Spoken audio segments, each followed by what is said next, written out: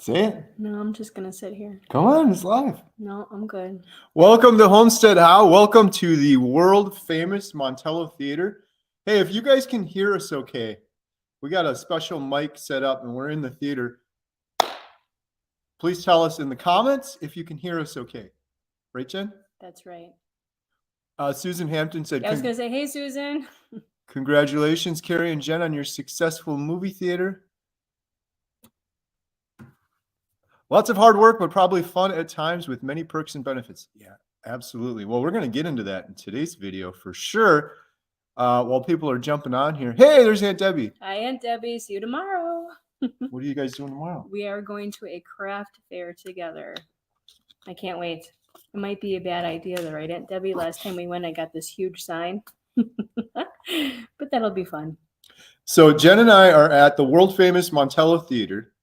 And how long has it been? Let's go. You talk.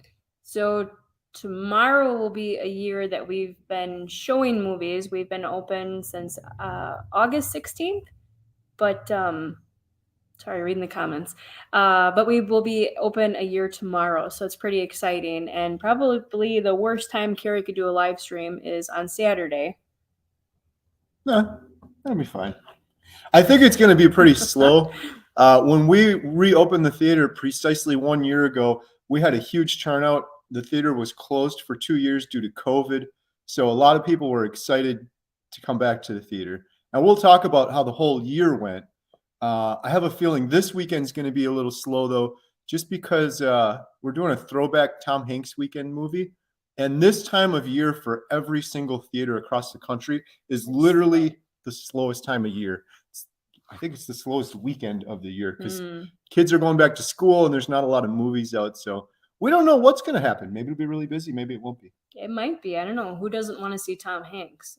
So we'll see. So what are we playing? Friday, we're playing Apollo 13. Saturday is Forrest Gump. And then Sunday is? A Man Called Otto. Yes. Yeah. So, wow, there's a lot of people on here already. So let's talk about it. How did we get the movie theater?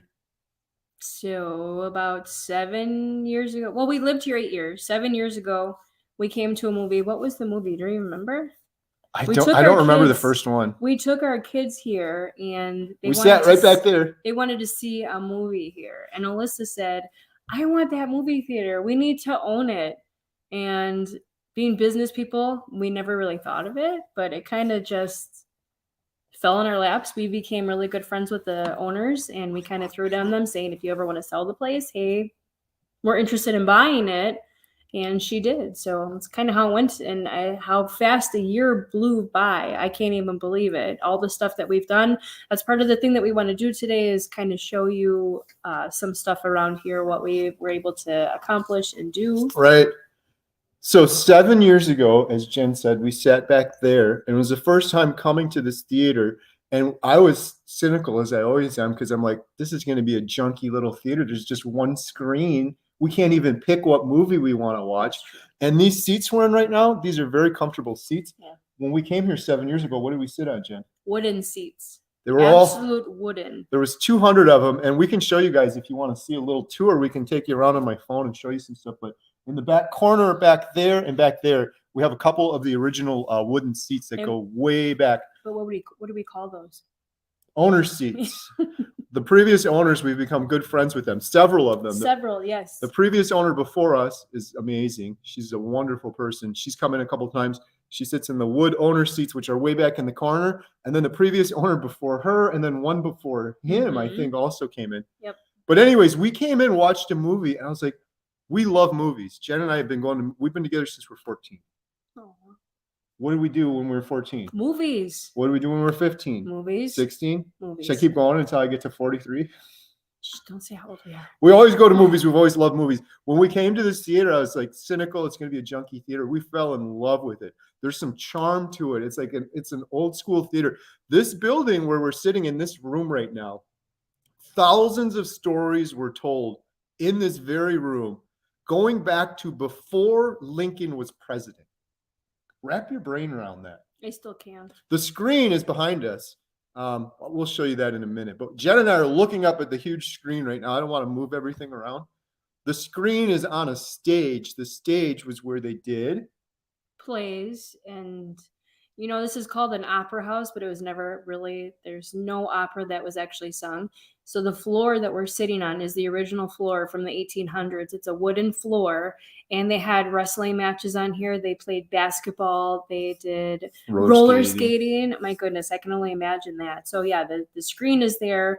I think it was a little bit larger back in the day, but they have a piano back there. The original piano from the 1800s is back there, which sometimes I'm afraid to go back there because you might hear like a key or two going. Yeah. So, but it's pretty cool. The history of this place. Katie went underneath the stage when we came here, right? And she found an old projector. So that was pretty neat.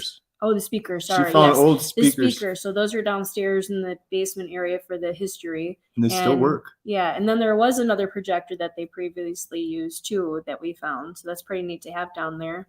There's something to this place though. When you come in through the back doors back there and you walk in this room, there's something to this place. I don't know. You get a good, happy feeling. It's not haunted.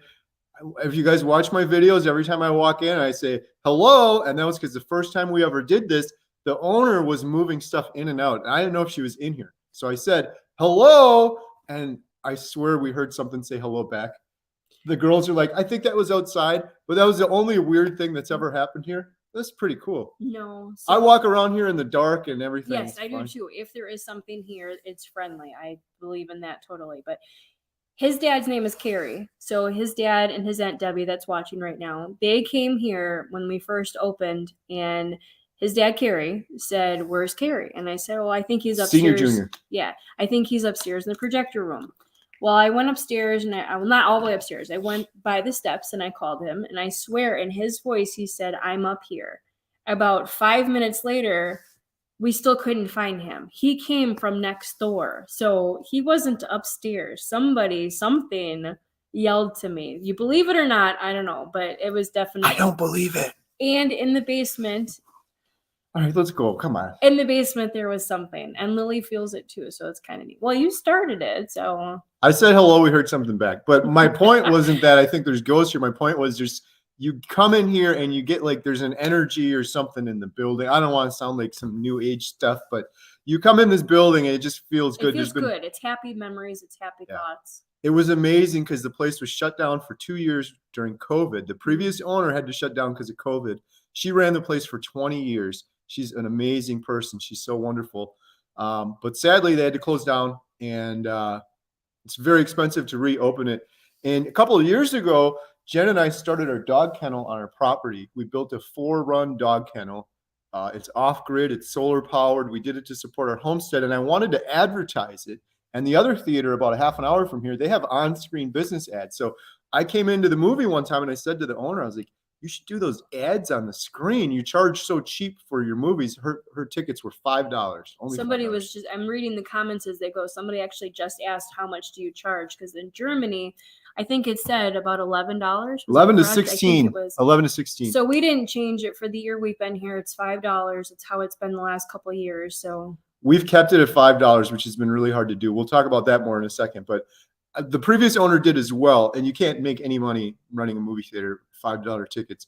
But I said to her, maybe you can make a little extra money doing on-screen ads. She said, I don't know how to do that. I said, let me figure it out. I'll make an ad for our dog kennel, and we can put it on the screen. And we did all of that. And then COVID happened, and then the whole thing shut down. But I told her when I put Dr. Berryfinger, when I put that's luckily it's over there. When I put the ad on the screen and I got it working, I just said to her, I was like, we really love this theater. We love what you're doing with it. If you're ever thinking of selling, please keep us in mind. Planted that baby little seed, but in my head, I'm like, we can't afford to buy a movie theater like this. This is never going to work out. It's never going to happen, but you never know unless you ask. So I asked, and that was years ago. That was a couple of years ago. And a couple of years went by, COVID happened, and then she emailed me, we're thinking of selling. And she didn't list the building or offer it. She told us, which was really cool. So, and then we came to an agreement, and it all worked out. And here we are. Sorry, I'm reading the comments. We reopened, it's going to be exactly a year ago. We did Back to the Future.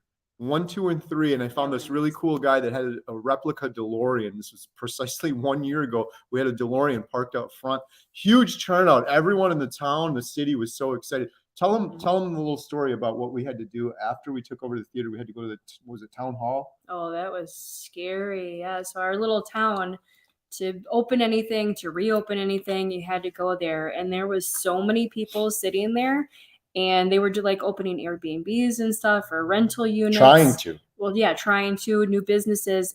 Every one of them were shot down. And we're just like, oh my God, we bought the theater. They're going to say we can't do it. And let me interject, Dr. Berryfinger, one moment. So I didn't tell Jen this part. I had arranged a lot of this stuff.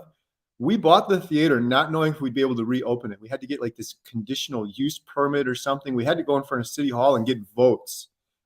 I was like, it'll be fine. Everything will work out. Well, what if they voted no? We would have purchased this building without being able to open a business here. Like, what else are you going to do in a movie theater?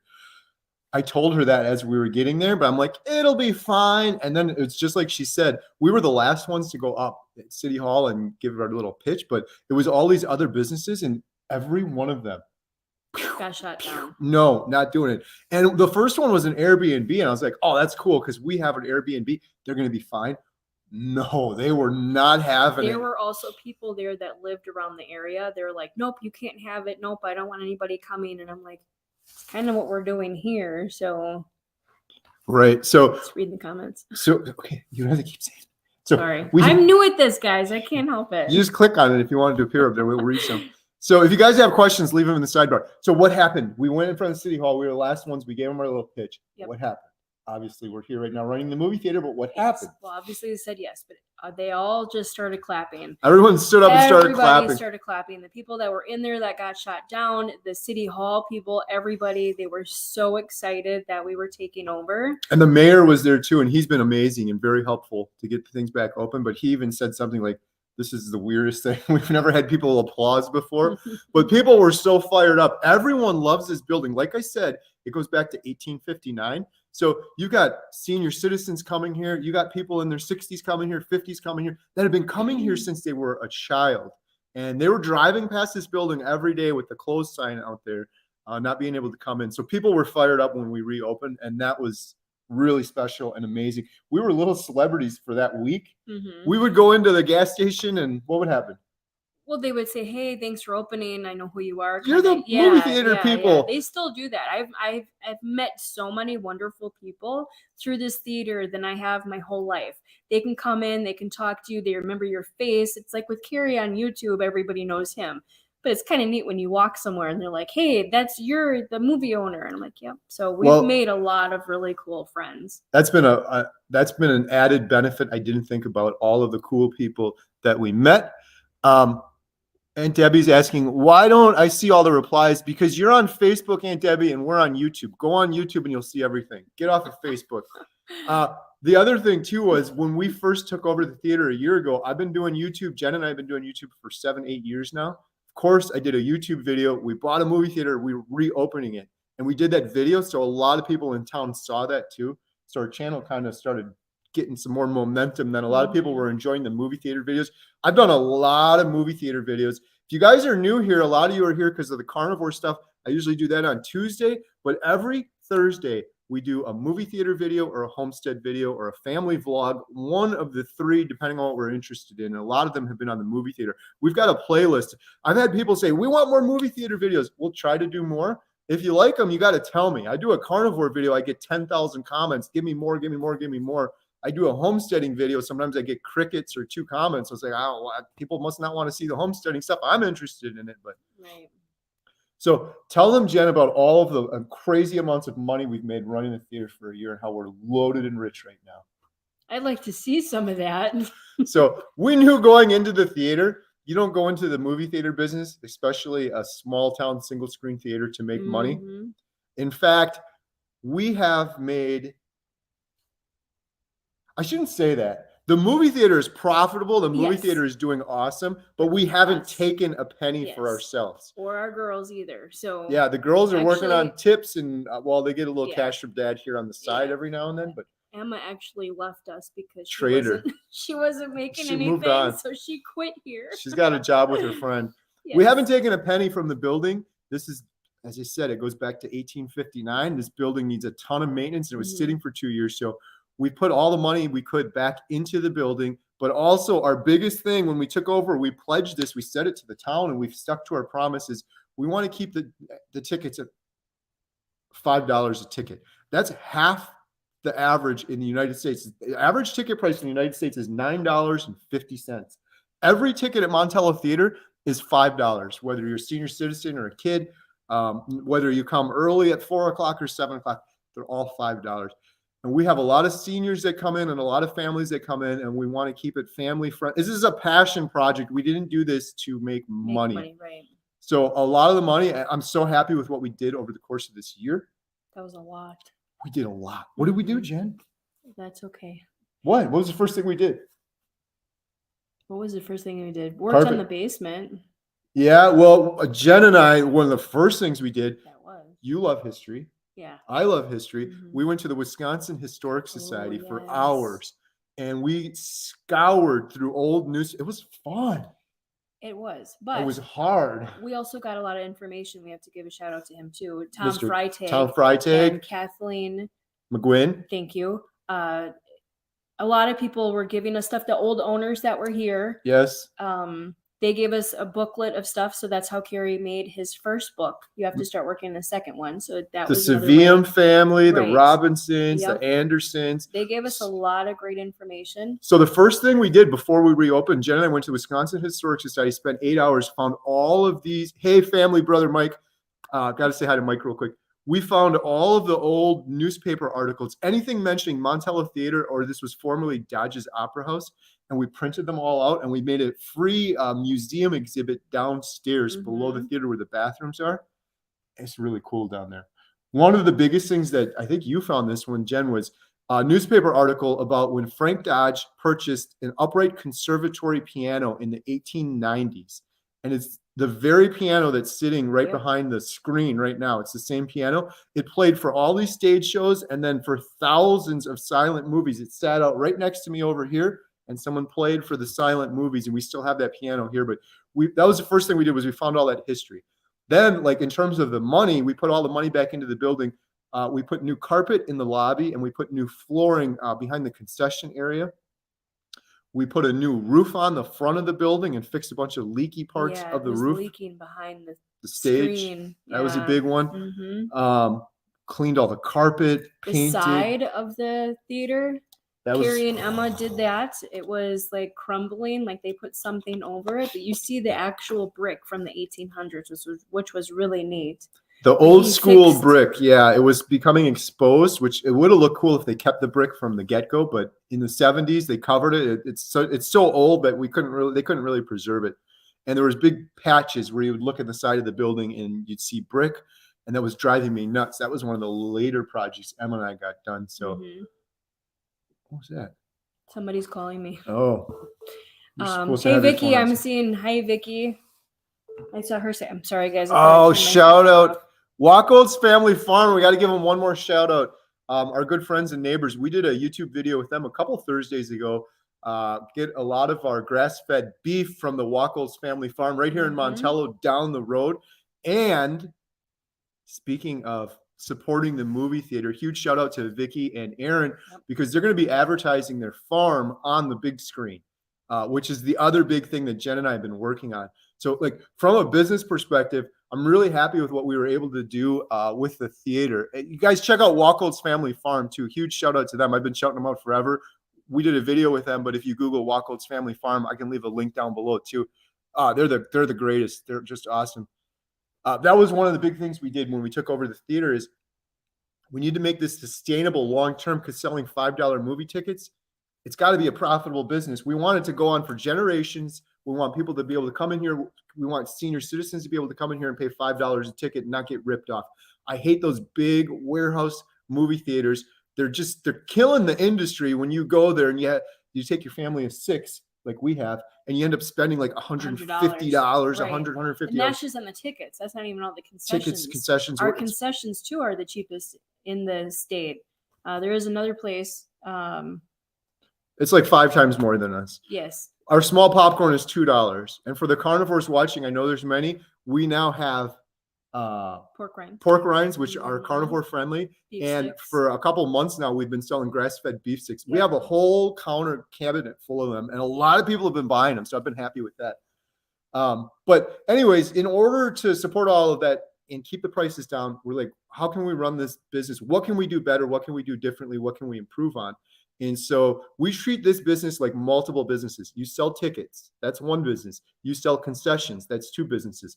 I think this is good advice for anyone that's thinking of starting a business. Like, say you're going to start a restaurant. It's not one restaurant, one business. You could have multiple different, you could diversify that business by having, maybe there's a bar in the restaurant. Maybe you do catering. Maybe you do delivery. Those are all mini businesses within the business.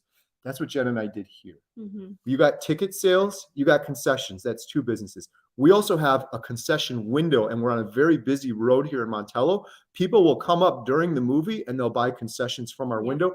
That's our 3rd business. So then our 4th business was, let's do on-screen ads. Mm-hmm. That's what we're doing with the Wacholtz Family Farm, and we have about 6 now or 7. 6 or 7, yeah. And It's I think I been might have gotten 2 more today. Yeah. So we're going to have like 8 ads on the screen. They're quick 30-second ads. If you guys watch them and you come to the theater, we appreciate it if you watch it and support it, because those guys, like the Wacholtz family, that's the reason you're paying just $5 a ticket, which is a steal. And I'm talking, we're not playing old movies in here. We've played many, many new run movies throughout the whole year. When Mario Brothers came out, we played it right on the first day. You could go to one of the big warehouse theaters and pay 6 times as much as us, or you could come here for $5. So that's what we've been doing. On-screen ads, it's been a separate business. And then what's the other? There's like another business we have within the business. So history tours. Oh, that's another one I didn't even think of. We're doing history tours throughout summer. We charge $10. Oh, that's been a blast too. We have people come into this 1859 building and we give them a whole history tour. And they come through, they get the tour, and then at the end of the tour, we show them the exhibit downstairs that Jen and I put together, and then they get to watch a silent movie. We do a 15-minute Buster Keaton movie that played here in this theater 100 years ago. They get to watch that, and we throw in a small popcorn or beef stick if they want. And we do all that for $10. And again, every penny of that goes back into the building, keeps the prices down. Yeah, I got 2 more. So the book you had, which we were doing, and then we partnered with a longtime friend of mine. Is the book up there still? There might be one. Okay, Don't leave me. you got it, Jen. You got it. I'll be right back. So we did. He did a history book from all the information that everybody was giving us, and then when we went to the history place, we got a whole bunch of information there. Thank you. My koozies, my aunt was telling me too. T-shirts, books, and koozies. Yes, thank you, Debbie. Yeah, I was working with my friend, Limelight Expressions. If you need T-shirts done, koozies, anything business related, go check her out. She's amazing. She's locally owned. She's a businesswoman like me, so it really goes a long way. So that was another thing. T-shirts, koozies. I do stuff. When he does his live stream, I'm doing some stuff for it. So that's our book. This is the last copy we have. Mm. This is a self-published history book that we put together with the help of a lot of people. And it's really cool. It goes throughout the decades back to 1859 when the building started. You can kind of see the picture there. I love showing people this picture. This right here is the building we're in right now when Lincoln was president, 1859. The lights were gas lanterns. It was heated by a wood fireplace. This second picture here was 1914 when it was an opera house. You can see it says opera house on there. But you can see the doors look similar to over here, which is more like what it looks like today. But yeah, we were selling this. What was this? $20? $20. We were selling this book for $20, but again, it was kind of like a charity thing because every penny was just going to keep the prices down. So I think the title of my video was, "We bought a movie theater. Was it a dream come true or a nightmare?" 1 year update. Ooh. Was it a dream come true or a nightmare? You know, I have to be honest. When we first got this, I was kind of skeptical. Like, scared, you mean? No, skeptical. Like, it's not going to make any money. We're going to fail. We're not going to do it long. The girls aren't going to like it. So I was kind of skeptical, and then I was scared of it too. But honestly, I'm just going to say it. Since Carrie's been doing the carnivore stuff, I've been more focused on the movie theater myself. Normally it was mostly him doing everything. I do the projector upstairs now. The girls know how to do it.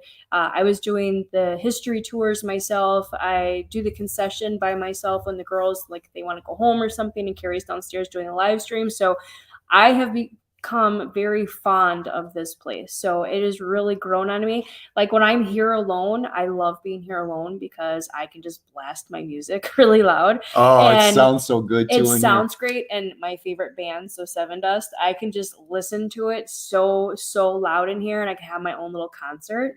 So that's all. I just absolutely love it. Another business part I thought of this while I was talking about that is having birthday parties here or Yes, gaming that's been here. huge. That was a huge thing that we also have. How many do you think we had? 30? I was gonna say quite a few. 20 or 30 at least. So birthday if you parties. are in the area or around the area, set it up with us. We do birthday parties where we have on screen. You can bring like a console if you want to play games, or you can bring like your Netflix or Amazon or some login. So we do really well at that. That definitely helps the theater out too. So what do we charge for that? It's $125 for 2 hours and $150 for 3 hours. And you can have as many people as you want. You could bring 50 people in, you can bring all your friends in, and you get the whole screen to yourself, and you can stream anything, HBO, Netflix, anything you have an account for, or you can bring in an Xbox, PlayStation, and you can play games. Montello, yes. I can barely read that Montello, far, yes. Yeah. So it's been kind of cool because I'm totally in love with this place, totally invested. All of us are. Jen is too. But now she is like falling in love with it. Your whole life, you've always said you wanted to run like an old fashioned like ice cream soda shop or something. Yes, but this has definitely become a passion for me. In the basement area, we've been cleaning it up. The bathroom, I'm trying really hard to like decorate it in there. So I was here, I actually got paint in my hair up here. I was painting and trying to make the bathroom look a lot nicer. So I mean, I'm definitely doing a lot more things. Like, I'm looking at a sign on the basement steps. It says restrooms because everybody asks, where's your bathroom? So there's a big sign on there. Just other things like the floor. Like, I'm going to work on getting new carpeting in here. This has become like my baby, basically. So baby. You've got the carnivore in the community. I have the theater and my kids. We have the theater. Yeah. Well, we're going to get an argument on here now. Great. Yeah. We have the theater. Yes, it's ours. But it's my baby. No, it's my baby. No. But she's been doing awesome. So she just decorated down in the bathroom. It was pretty cool. She printed out a bunch of photographs from actresses from like the 60s and 50s and stuff. 20s. 20s? Okay. Yeah. A little earlier. And I'll put those on the wall and painted it, which looks really awesome. But yeah, so dream come true or nightmare? Dream come true. Yeah, it really is. I remember, okay, like he said, we met at 14. His uncle, the first thing he's ever said to me, I didn't meet him before, went to a family reunion. The first year meeting him, he came up to me and said, all right, you got to pay for the movie. That's what I will he said the women in the family pay for the movies. I will always remember that. That was my Uncle Bob, by the way. Yes, Uncle Bob. And that was the first time I ever met him. Didn't say hello, nothing. He just came up to me and said, us mans love, MANN, love the movies. You women always have to pay for it. So I will always remember that, and I think about it a lot. So, yeah. So I think it's a big dream come true of ours because we've been together. We'll be celebrating 30 years next year together and 20 years married this December. So it's been a long ride, and we used to go to movies a lot. We still do. We kind of watch. We go here. We watched quite a few here. I'll tell you what. Yes. We watched quite a few here multiple times. Like A Man Called Otto, I think I watched 6 times or something like that. But the cool thing, it's definitely been a dream come true. It's definitely not something where we came into to make money, but it's been very profitable and good that way. We're just putting it all back into the building and not taking any, and getting us to hold through the times. Because like right now in September, this is the slowest time of year for movies. It's going to be slow for like a month. And we were told that when we took over last year, like, wow, you guys are taking over the worst time of year. Luckily, it was a little busier last year just because people were so excited to get back in the theater. But we can ride out the storm, so to speak, because we haven't been taking money out of the business. So That's awesome. The thing that's been kind of a dream come true and has been really fun is running this as a family. So Yes. Jen's been invested way more lately because I've been really busy with stuff. But we're all here all the time. Like all summer, like every one of us was here every Exactly. single day. Yeah. The girls, myself and Mhm. Jen, and we've been able to, it's the total family business. So we work together well. Yeah, we do. And the thing that's cool now is like in the beginning, it was just me always doing the trickier stuff, the Mhm. projector. Yep. And when we have a private party, I'd always have to be here because how do you hook up the Xbox and all this stuff? Well, now Jen is learning how to do that, and the girls are learning how to do that. And that's been pretty awesome. Yep. We got the concession down. Well, one of the other big things that we learned this year, movie theater popcorn. I would have thought you put the thing in, you make popcorn. There is a science to making movie theater popcorn. Our popcorn machine goes back to the 1950s. I've been doing Carnivore for exactly 6 months, coming up in 2 days, which is crazy. But the first 6 months, I wasn't. So the first half that we owned this movie theater, I was eating popcorn all the time because I was fat and I was hungry. But I was also because I was testing it. I would try it. I would test it every single night. We screwed it up so big the first couple of days. We really messed things up there. But then we rebounded. We actually we brought in some other popcorn and we did this big taste test. And we had people come in and actually do a taste test. And the new popcorn won out. And then we how do you say that? We regulated things much better. The tricky part is we use this coconut oil. And in the summertime, it melts. In the wintertime, it's hard. And when the wintertime, a lot of people just take it and they'll have to scrape off a bunch of it, and then you get a good measurement. So we've devised a whole new process so that it's all very consistent and equal. That was a big thing. We saw a lot of popcorn out of the window It's too. also timing. Yeah. When you put in the oil, how long you leave it in there popping. It's not like at home on your stove where you're just shaking it back and forth. How hot you get the oil before you put the kernels in also matters. Yes. We were screwing that up in the beginning. You throw the oil in, it would melt. Oh, throw the kernels in. No, it's got to get hot. It's got to have some smoke. There's all these little things we've learned. Yeah. Huge shout out if he's watching or even if he's not, to my Aunt Debbie and my friend Matt, who runs the Town Theater in Watertown. He's been amazing. Greatest guy in the whole world. And by the way, if you guys are ever in Watertown or Milwaukee and you want to go to a cool theater, go to the Town Theater. They $3 a ticket. That's the lowest ticket price, I believe, in the whole country. They're crazy. It's a cool theater with a ton of history. It's independently run, just like Montello Theater. When we took over, my aunt, who's on here, Aunt Debbie, said, "Oh, we go to this Watertown Theater. You should go talk to them. They're really cool." I said, "I'm going to do just that." We went there. I went up to the concession area. I said, "Listen, I'm thinking about buying this theater. I want to learn more." And he was like, "Dr. Berryfinger, come back." He said, "Come back after the movie." We went to see Minions, I think, with the girls. We saw whatever they had. And the cousins, yeah. I went back after the theater, and this guy, Matt, had printed out a binder for me. He's like, "This is your movie booker. This is what you need to do for on-screen ads. You got to do this and don't do that and think about this." And then he called me over and over again. He's the sweetest, nicest guy. My new best friend. We had him out here for his birthday. I'm like, "You get the whole screen, whatever you want." They stayed in our Airbnb. That's one of the things I learned a long time ago. I was talking on the live stream yesterday. One of my favorite books is called The Richest Man Who Ever Lived. And in that book, it talks about proverbs and it talks about effective partnerships and seeking counsel from other people before you take on a big endeavor.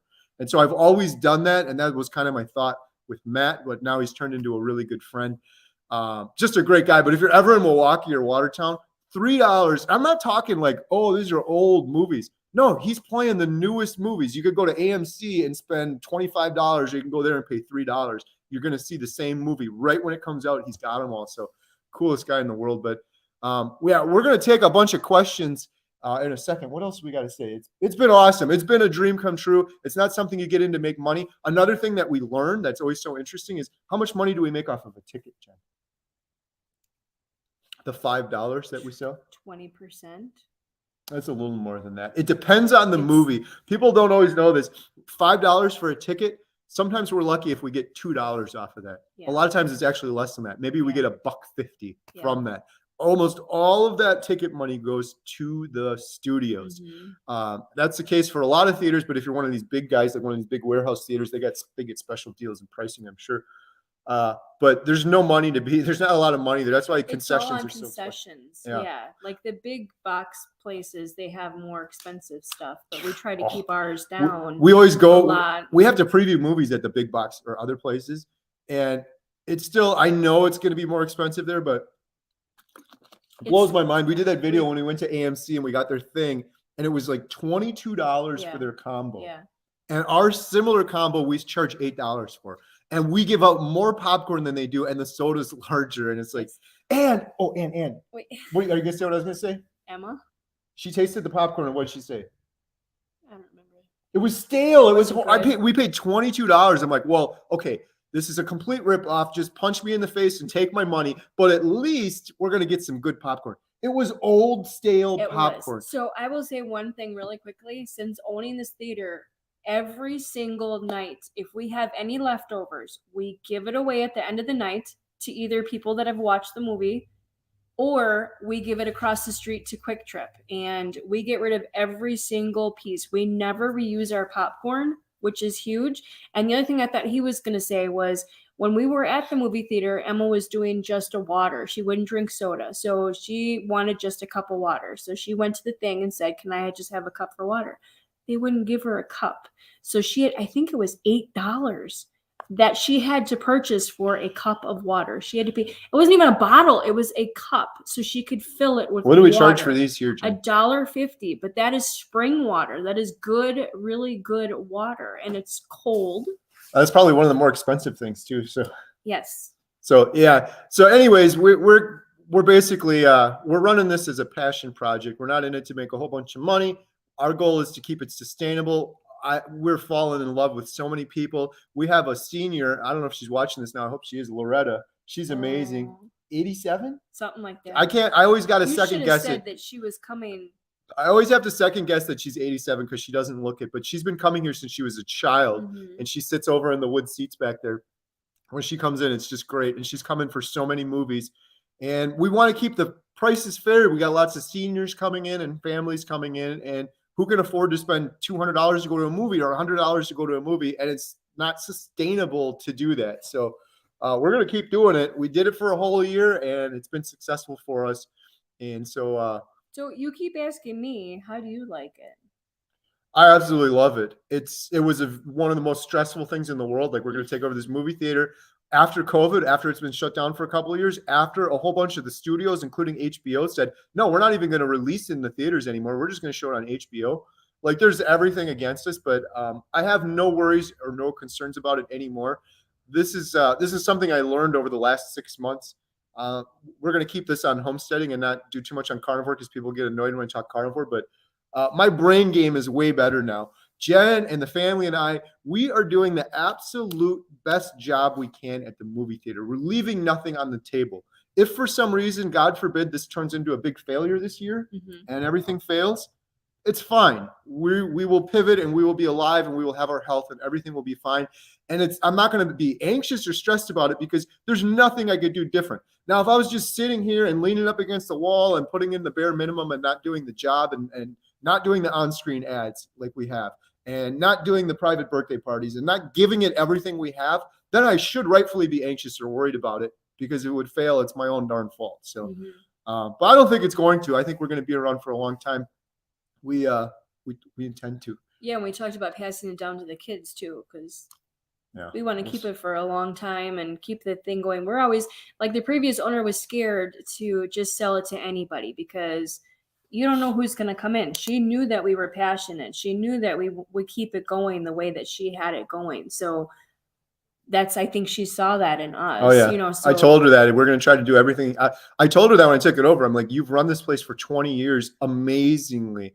And what she did for 20 years, people are praising us. Oh, great job. You kept the prices at $5. She did that for 20 years. Yes, in most cases, just volunteering her time. Yes. But how did she have to actually run it up there? She had the old film. I don't know how she did way it. harder than we did. I'm still learning with the projector, which is a lot easier because you just have to push a couple of buttons. But she had the actual film that she had to do. So if we bought this during that time, I don't think we would. If we would have done it 15 years ago. I don't think we would have. So her name is Dawn. She started it. She ran for 20 years. So 20 years ago, I mean, even 15 years ago, I'm trying to remember the exact date when the whole industry switched from film to digital. But when she started 20 years ago, it was all film. We still have the film projector up there, and it still works perfectly fine. She had to learn to become a projectionist, and she had to learn how to splice film together, splice trailers together, run the projector up there, run the concessions, and do all of that. We have it so much easier in that regard. We go up there and boop, push a button and hit play. Couple of buttons. Yep. Couple of buttons. We still have had some mistakes. What's the biggest mistake we had this year, Jen? Let's tell them about that. No, what was your mistake? I was here. So like Jen said, we've all been here for most of this time. Jen's been doing a lot more lately because I've been busy putting together a Carnivore Diet documentary. I'm still here all the time. I stay up there. I do the rush, and then I go downstairs, and I'll usually do a live stream. Well, then she's got to do the hard work and do the concessions and everything. So she's doing way more that way. I think it was after maybe 5 months of owning the theater. I was here every single day, every single showing. I didn't miss one. And we had this movie called A Man Called Otto with Tom Hanks. And it was on a Friday. And before taking over the movie theater, my favorite thing to do was once a week, I would go to Portage and I would play pool. I got hooked on pool a couple of years ago, and I love doing it. And this one Friday came around. I'm like, this movie looks like it's an old person movie. Like, it's this old guy, Otto. He's a grumpy old guy. People, nobody's going to come. We're going to get 20 people. It's not that big of a deal. You and the girls got it this time. I'll set it all up. I'm going to go see the thing. I'm going to still do Saturday and Sunday. Just Friday, I'm going to go because the pool thing starts at exactly 7, which the movie starts. I left, and on my phone, I got a whole security system in here. I can see everything that's going on the phone. As soon as I got to the pool place, I pulled my phone up, and I looked, and I was like, what did I do? There was a line out the concession and out the sidewalk. It was literally sold out the entire theater, our busiest weekend since we took over the theater, for A Man Called Otto. And that's not where the story ends, my friend. So I'm like, well, what do I do? Well, it's already 7 o'clock and there was still a line out the door. The movie starts at 7. If I came back, it would take a half an hour. And then what am I going to do? The movie's already started. They've already done the rush. Get to it. What happened? A couple minutes later, around 7:06 or something, the whole projector set up, by the way, like I said, I set that thing up. We do it every night at 6 o'clock. We press play. It plays our on-screen trivia. It plays our local business ads. And then it plays 3 trailers. And then it plays the movie. And then it turns itself off. I press play at 6. You don't have to go back up there until you shut it off at the end of the night at 10 o'clock at night. Most of the time. Most of the time. Not that night. You got your Dr. Berry finger up now.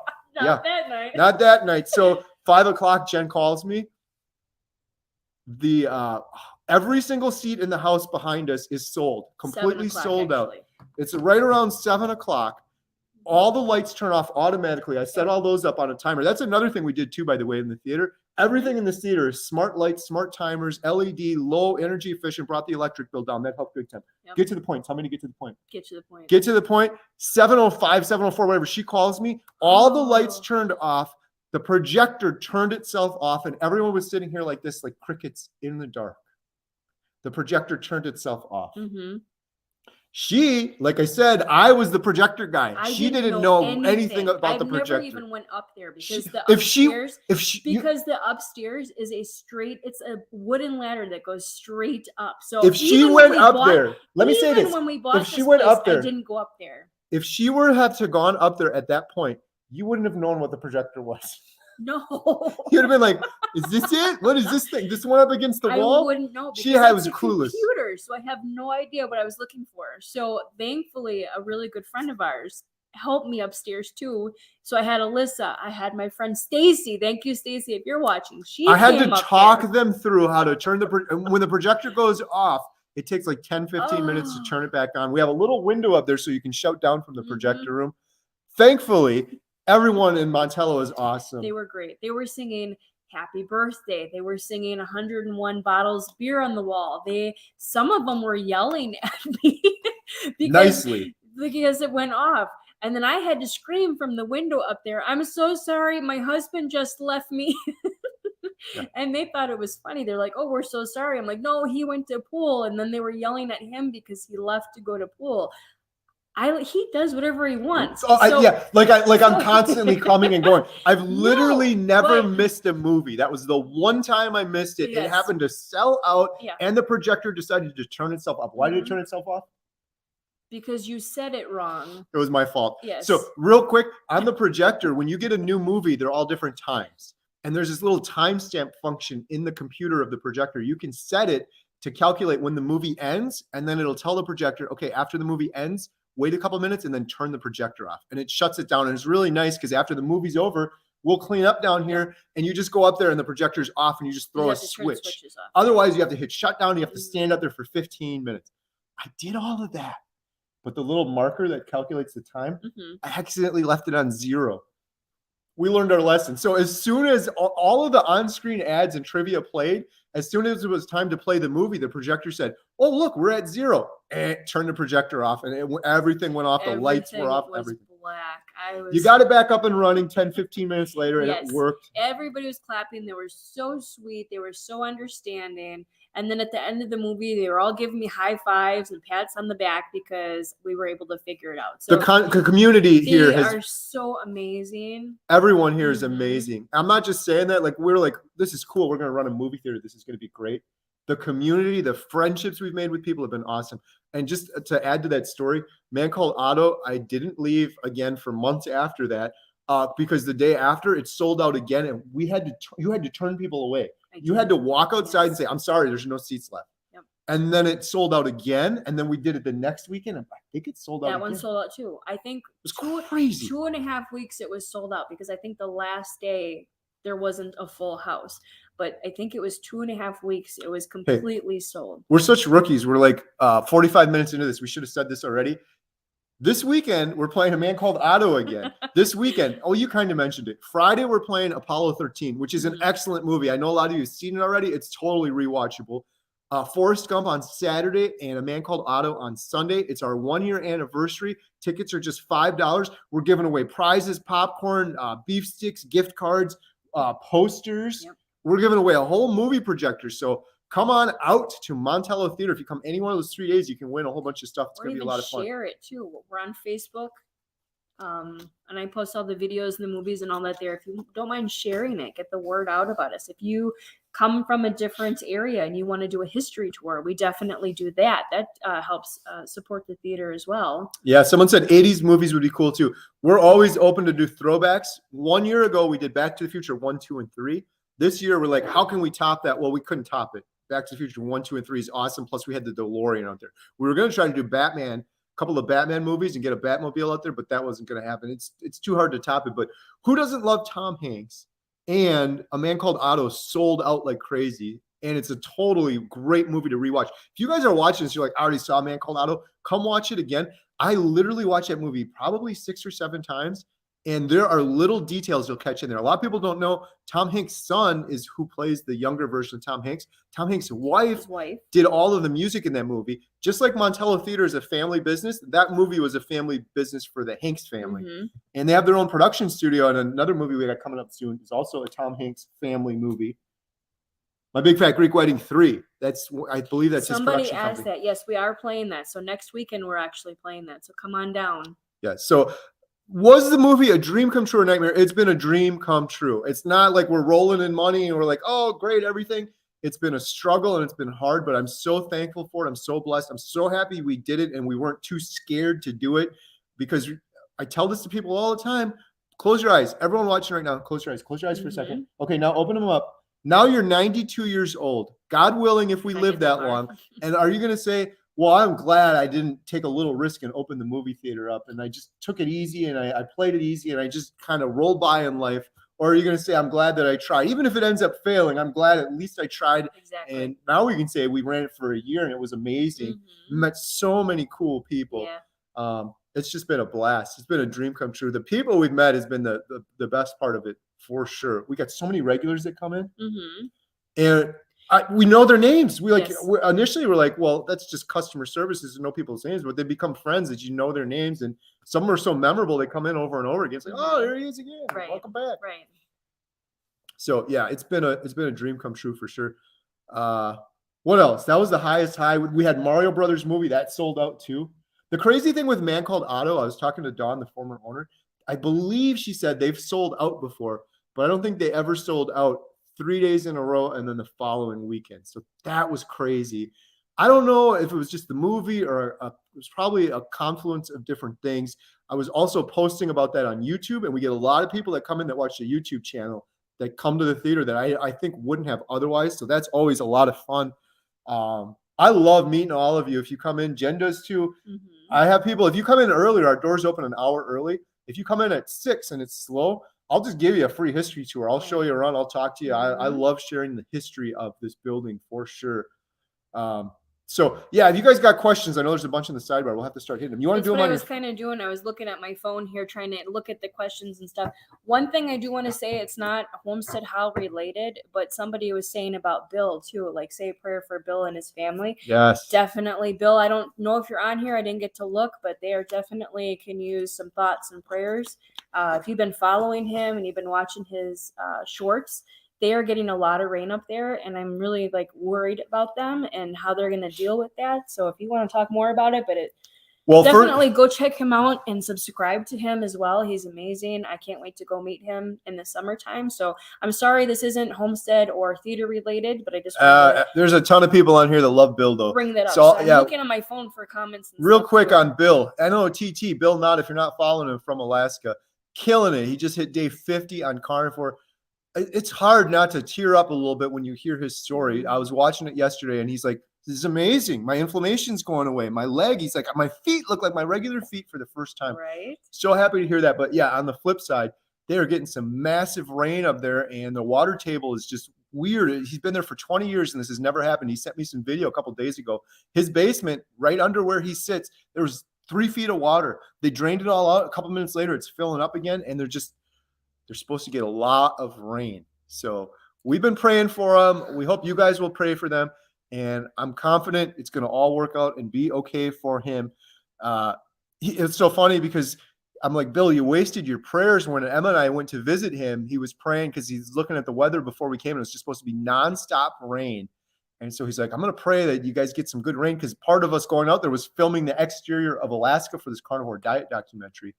And wouldn't you know it, it like didn't rain at all the whole time we were there. And it said it was going to. Right. So I'm confident that's going to happen again for Bill's situation. Give him lots of prayers, and the rain will let up. I was just talking to, I talk to him every day.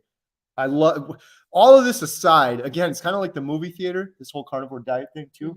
I've made so many good friends, but Bill is my brother and friend for life. We talk all the time. Nothing to do with the Carnivore Diet movie, just because I love him. We're friends, and we just click. We get it. We're always joking around about our little knife tricks and stuff, and it's just so much fun. So Bill Knott, NOTT, killing it on Carnivore. He's doing so well, but needs some prayers, and I'm hoping that rain lets up for him for sure. I asked him too, like, is there anything we can do on the ground? I know there's a lot of people out in Alaska. I think he said he's good right now, but if he needs help, he'll reach out. He's so fortunate. He's got a lot of really good brothers helping him out and pumping the water out and things like that. So hopefully no more rain. No more rain for Bill. Hey, what are your guys' favorite movies? Leave me a comment in the side here. I'm going to try to get to some of these comments. Can you? It's probably easier if you read them on the phone than me leaning over here. I have my phone. She's reading comments on the phone. Read all the comments on here. Can you star them on there? So somebody said, yeah, 7 Dust Rocks. Yes, they do. I just saw them in concert. You're going to see how fun it is doing these comments. A lot of people don't realize the comments are really tricky. I try when I'm at home or when I'm upstairs and he's doing the live stream, I try to help out as much as I can. Real quick, before we get into the comments, Jen's going to gather the comments. Can you start those on there if you can? It helps some organizing. I think so. Oh, because you're on YouTube. You should be on StreamYard. Oh. Here, I'll do this quick. What's your, everyone that's watching, if you can leave a comment right now, tell us your favorite movie. I love talking about movies, by the way. So a lot of people are like giving suggestions on what to do, like Indiana Jones weekend. It's hard, which another thing I never knew before I owned a theater is what you have to do to go to get a movie. Like, I really wanted to play Big. That was my favorite movie growing up. And that one was way too expensive, or they wouldn't let you. They just wouldn't let you. So it's either way too expensive to play it, or they won't let you play it. So we didn't get to play that one. So that was one that I definitely wanted to do myself. Oh, hello. Your hand's in the way. Oh, I got it backwards. Here's what Jen and I are looking at. There's the theater. There's the screen. I can hear an echo on my phone. This is probably not going to work out too well. I was going to say, should I show them around real quick or no? Yeah, go ahead. Do I have to? That's what we're looking at. Yeah. Here's our little setup right now. Here, we guys. just threw this together real quick, but can you see it? Okay, Jen. Yes. So there's Jen. There's a little dark, dark, 150 seats, and then I'll just show you guys down here real quick. Actually, I don't know if the internet will reach. Jen will let me know. Yeah. This is the previous owner, Frank Dodge. This is the neighbor that owns. Can you guys hear him down there? I can't hear him anymore. Can you hear me? Can you hear him? Please let me know in the comments. I'm trying to read. Can you hear me? Okay? I'm asking them right now. Oh, you know what? I think I muted it. Hold on. Okay, maybe you guys can hear me now. Sorry, This now is I the gotta previous owner, Frank Dodge. That's the neighbor. This is the building in 1888. Tons of he's school graduations. That's the old downstairs. I think piano you guys back there. can hear him right This now. was in the He's 50s. kind of going through the comments. The history, we have all the old trailers up there. This was from 1878. Montello High School did lots of graduation ceremonies here. There used to be a bowling alley down here. There was actually a bowling alley down here. This is an article Jen and I found 1889. This is the Dodge has purchased a fine upright conservatory piano. That piano up on the stage right above my head. This is one of the coolest things here. This is a carbon arc projector. Yeah, carbon arc projector. This whole thing is from the 30s, and this was used for a long time. It creates an arc, like welding almost. Oh, looks like he went away. And that's the internet light doesn't work too well for the down projector. And so this whole thing right here, right now, our light bulb on our projector is about this big. This is basically a light bulb from back in the day. This whole thing was a light bulb, and it would heat up, and the projectionist would have to sit here and monitor it and change these knobs. You actually have a chimney on the top to exhaust all the heat that would come out. But yeah, this is the museum Jen and I put together. It goes in chronological order all the way around here. This was one of the first Disney movies played. So over here, we're in the 30s. Then we get over here into the 50s. We actually had some old flyers and ads from the theater. This was the theater, what it looked like in the 1950s when we had a neon sign. So that's pretty cool. A lot of people don't know this, but like this film reel, you've probably seen these before. This is only about 15 to 20 minutes worth of film. When you'd have a whole movie, you'd have 6 or 7 of these, and the projectionist would have to put them up on this thing, and then have one reel running here, and then one reel running on a whole separate setup. We had 2 setups like this, 2 whole projectors, reel 1, reel 2, reel 1, reel 2, and then have to cut back and forth between the 2 reels. So these are the speakers that my daughter Katie found in the basement. Here's some of the old movies. I always love showing people this. Look at that. 25 cents, Ben-Hur, Opera House Montello. I mean, we had everything in this place. When the Titanic sunk in 1912, they had a rudimentary picture show right in this. Earliest forms of movies and projectors were playing here. And you doing okay? You cut out. Now you're out. You've been cutting in and out a little bit. Oh, cutting in and out. All right, I'll stop this here. You can go and show them the concession area really quick. If Okay, you we'll give it a guys try. wanna see We'll the try and take you up to the concession area. Here's And all a lot this- of people have been saying on here, I've been reading the comments, but I'm trying not to talk while he's talking. But a lot of people have been saying they want to come visit. Yes, please come visit. Let us know who you are. I'd love to talk to you. So, Jen, can you hear me and see me okay? I might echo a little. These are the wood seats we were talking about right here. These are the new seats. And then we have a couple more of the wood seats here. These are the ones that Jen and I sat on. Can you see that, Jen? Yes. Those are the ones Jen and I sat on that were throughout this whole theater. There was 200 of those wood seats when we first came here 8 years ago. I think it was like 5 years ago, the previous owner upgraded and took most of the wood seats out and got these. These are from an old Marcus theater, and they're great. They're really comfortable seats. They're not the big recliner ones, but we're only charging $5 a ticket. And I don't like those big recliner ones. If I want to go take a nap, I'll go home. People are sleeping in those theaters all the time. One cool little fact, though, when they had those wood seats, these ones, we had 200. Now, when they upgraded to these ones here, we're down to 150 now. Why is that? Well, people keep getting bigger and bigger. In the 1890s, we have newspaper articles from in here. The woman in here had 550 seats in this room. 550. They were little wood seats, and she packed them around the whole perimeter of the building. And there used to be, it's kind of hard to see maybe, but above up here, there was a balcony. And that's where the projection area is now. There was a balcony. But here, I will show them concession area next. We're on the live stream now. A little messy in there. This is the concession area. This is our mascot, E.T. Lily's behind me, and she's going to get really mad if she appears on YouTube to thousands of people. Do you want to be on YouTube? If not, you should probably go that way. Can you We guys got still this. hear him? Okay? Lily, I'm going right back in there in a second. Hey, this is the thing JT got us. Lily? Oh, Darth can you hear Vader. That's guys? pretty cool. And then You're gonna be on here, camera. I'll show you guys quick. This is the concession area. We don't have any lights on in here, but He's over here's the there. popcorn machine that goes back to the 1950s. Here's all of our carnivore keto stuff. We got these Come say hi to everybody. pork rinds. They're carnivore friendly. The only two ingredients is pork and salt. Pork rinds and salt. And we got to stock up on these beef sticks because we've been selling a whole bunch of those. And then you got all the other junk food stuff. People can But yeah, that's the concession area. Jen, can you hear me? Wait, let me turn the volume up. Jen, can you hear me okay? Sorry. Should I show the projector area quick? Jen, talk. I should talk? No, Can you hear me? can you hear me okay? Yes. Should I show the projector area quick? Yeah. All right, I'll show you guys the projector area quick. You got to go up this ladder. This is weird holding my camera this way. This is the projector area.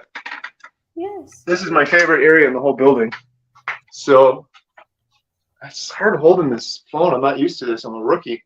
This is the editing station where the previous owner and everyone would edit film together. And the cool thing is we have all these old movies down here still. No stopping him. I don't even know what half of them are. I've been going through them and put them over this light and try to see what it is. There could be some classics down there. We don't really know. This is the old film projector. There's nothing wrong with it. It's just that about 10 years ago, the whole industry switched from film to digital, and sadly, a whole bunch of theaters shut down. There, Lily, but she won't be on camera. Are you talking to me, Jen? I'm telling that to 205 people that are watching. All right, I guess Jen's talking too. So hopefully you guys can still see this. This is an old rewinder. This here is the projector that Jen didn't know what it was when a man called Otto broke down. That was the projector right there. And one really cool thing, I won't spend too much time up here unless you guys want to see more. I'm happy to, but this is the projector room. This is the coolest thing for me. This projector room is all metal. The floor is metal. The ceiling is metal. The walls are metal. And there used to be a metal door right here. And the whole thing was enclosed in metal. And the reason for that was because film, back in the early days of movies, film was highly flammable.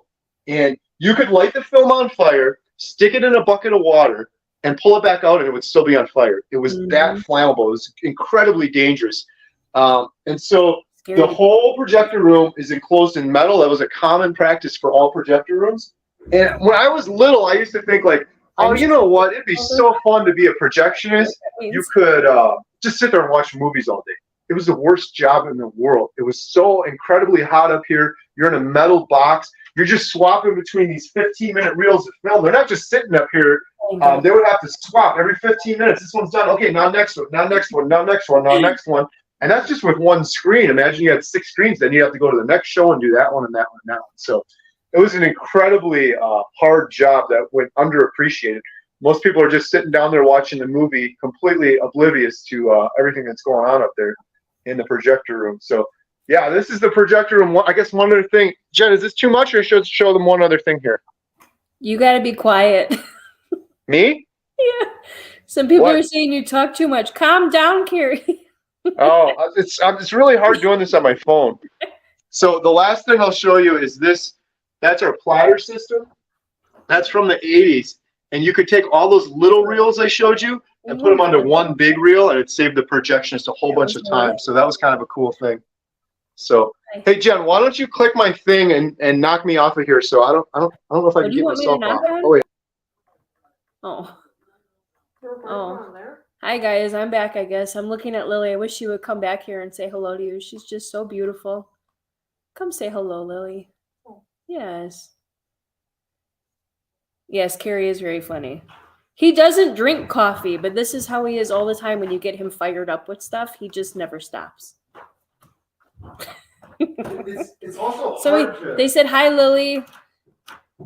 Yes, come say hello. She just went in the basement. She won't. You'll never see her on camera. So y'all, I almost had her on back She's there. like me. This is taking a lot out of me to sit here and talk to you all, but you're like family, it seems, because everybody's been so nice. I'm still reading on my phone, trying to see some comments and stuff on here. Everyone's someone was saying, just be quiet, make them stop. Oh, sorry, geez. It's so hard doing that. You guys don't understand how hard it is. I'm on my phone and it's echoing as I'm talking, and then I hear Jen talking in the background, and then Lily's there like, no, don't get me on camera. So it's tricky trying to do that. It kind of worked, right? So somebody said, Ellie said, we want to talk to Jen. Go ahead. I'm here. Ask me anything. I did see a question up here, and was it here?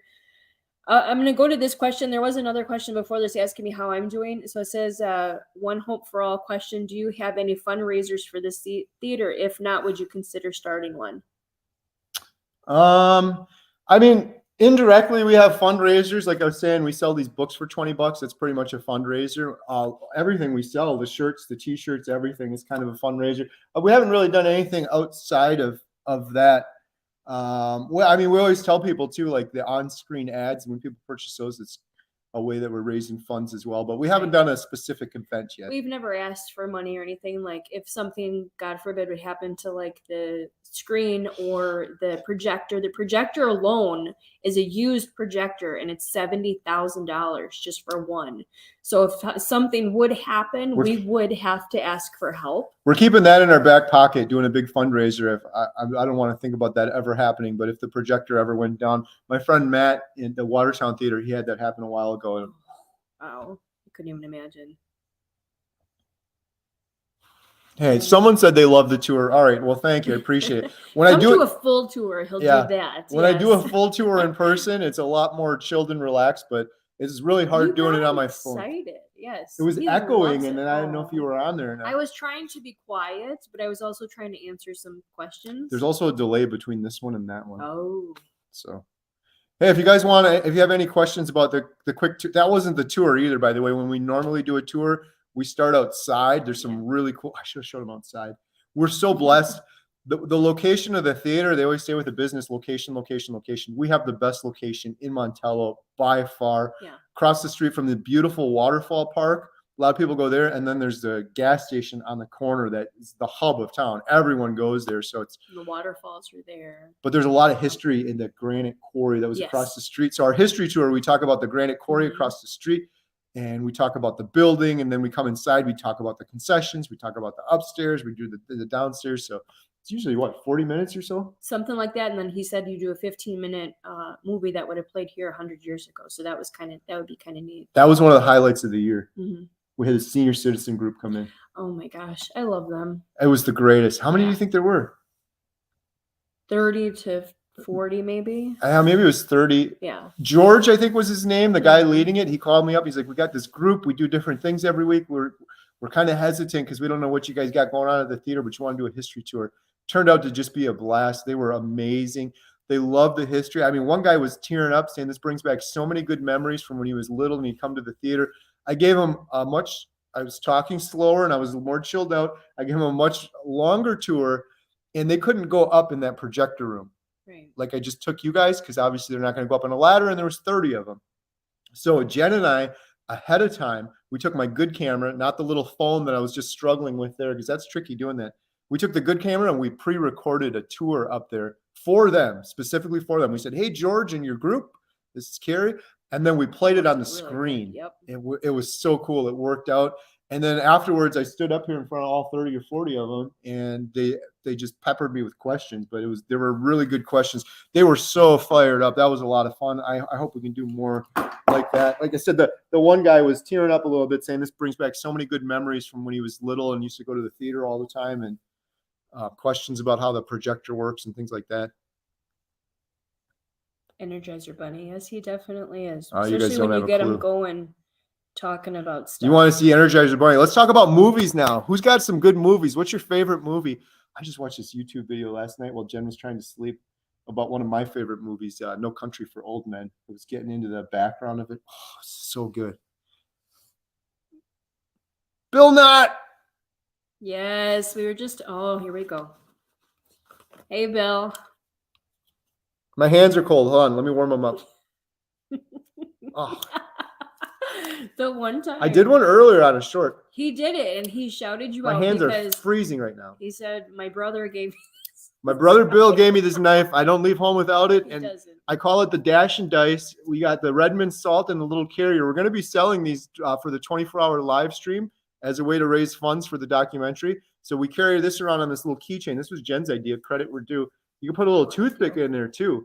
But I was telling Bill, it's also a weapon, so you can swing this around, hit people with it. You can dash them in the eye with the salt, and then you dice them with the knife. That's disgusting. Okay, it's a little extreme, but we were joking around. I love this knife though. It's so much fun. I think he does it in his sleep too, Bill, Oh, yeah. because I'll just be hearing this click, click. Yeah, you should be careful. He's sleeping with it. Be very careful. Everyone's saying hi, Bill. Hey, Bill. Hey, Bill. Hey, Bill. Bill, if you read some of the comments, everybody was talking about you, saying they're worried about you because they watch your short and they know that the water has come pretty close to your house from the rain. So we're all thinking you. If there's Lots of anything prayers. Lots that of we prayers. can do, you got him. He'll come out and fly out there. You got me. Oh, just give me an excuse, Bill. Tell me you just need help pumping that thing up. He Hey, will come out hey, here. here we go. Can you play some music? No. No. Okay, I'm not taking my Ladies, shirt. he's not for sale. Watch this. Maybe. I can't get enough of this Alaska. This is what I bought, of course, when I was in Alaska. I was shirt. just wearing my blue one yesterday. He sent one home for me, so I had my blue Bill one got on. you one. I know, so I just said I had my socks on that he bought because it was cold here in Wisconsin. I had the socks on that he bought me, so thank you so much, Bill. I really appreciate that. The big news with Bill is, yes, he's killing it on day 50. And I love, Bill, how you just so nonchalantly are like, I'm doing lion now. I'm doing some fasting now. Wow. Dude is just killing. You are, my God. I would have been doing a whole video. Oh, look at me. I'm doing lion now. He's just casually, doing lion. People need to hear that, because when I did a water fast, I did it for 6 days. I thought I was going to die, but everybody loved hearing about it.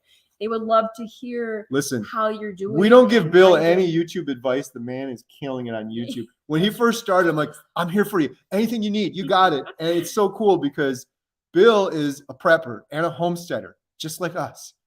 Preppers and homesteaders are pretty independent, and we're kind of like, Bill had the same reaction I would. Like, yes, we got to do this carnivore thing. Yes, we need some info. Yes, we got to get going. But I think I got it, and if I need help, I'll ask you. And so this last 50 days, Bill's just killing it on his own. Who is that calling? I don't 7 know. times. Somebody keeps calling me. Do it. Go for it. No. I'll do it.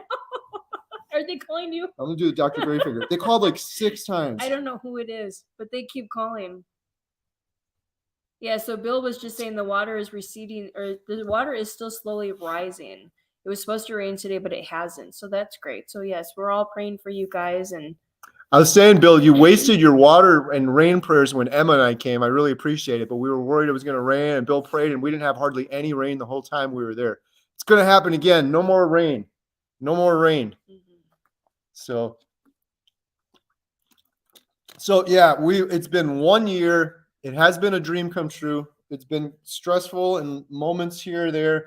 The only other stressful nightmare moments of the year, the popcorn machine, couple failures along the way. We're pretty darn good at it now. But for example, here's one thing that went wrong maybe 2 or 3 times. You put the oil in the popcorn machine, right? Mm-hmm. And then you go down to grab the kernels of popcorn to put in the machine, and there's no kernels down there. Oh my God. That's happened twice. That is a nightmare, because you have the whole popcorn machine filled with this much popcorn. Like, people don't realize how much popcorn people go through. We fill that thing up the whole time. Mm-hmm. That happened early on, a couple months in. You went down to grab more kernels out of the kernel bucket. We have this airtight bucket with the kernels in it. There were none in there. Well, we had more, but they're downstairs, and it's a long walk to get it. By the time you get it, that oil is getting so hot, it's just smoking, and you can't pour the oil out into the popcorn. What do you do? What do you do? What do you do? What is that movie, guys? Do you know what it is, Carrie? Speed. Yep. I know every movie. If you guys give me a movie here in the comments, I will start. Mm-hmm. I will go off on it. I have my carnivore brain is movie and trivia. Speed. Yeah, we watched that one probably when we were 15. Yeah. Oh, Keanu. Oh. Still got it too. She's got the Keanu poster downstairs. We're giving that one away for the party. One of them. I still got one. We got a Sandra Bullock poster down there too. You got a Julia Roberts one. Oh, she's gorgeous. That was another big movie we played this year. In fact, it was in the thumbnail. Ticket to Paradise. That was a Mhm. great movie. Ticket to Paradise was one of my favorite movies this year that we watched. Sound of Freedom was by far my favorite movie. Ticket to Paradise was really good. A Man Called Otto I really liked as well. And what other one? There's That been a we couple played good here? ones. Yeah. I mean, we played a lot of good ones. There were a couple I watched a few times. Yeah. So leave a comment on the side if anyone. Tell us your favorite movie. A lot of people are talking about Keanu now. Love Speed. Are you going through the comments? I can't keep up on this thing, and it's if I press Dirty this, I'm gonna Dancing. Oh my gosh. Yes. When I was younger, I would watch it all the time. Probably not good when you're a kid, but Goonies. Someone said Goonies. Yes, that was one we were considering playing here. Was Goonies. I think we had trouble getting that one too. There's certain old movies you can't get. Hey, speaking of Bill and praying for no more rain, the other thing I'm looking forward to is everything's that's going to happen for Bill is amazing. But Bill, you are coming here and you're going to sit in this seat right here.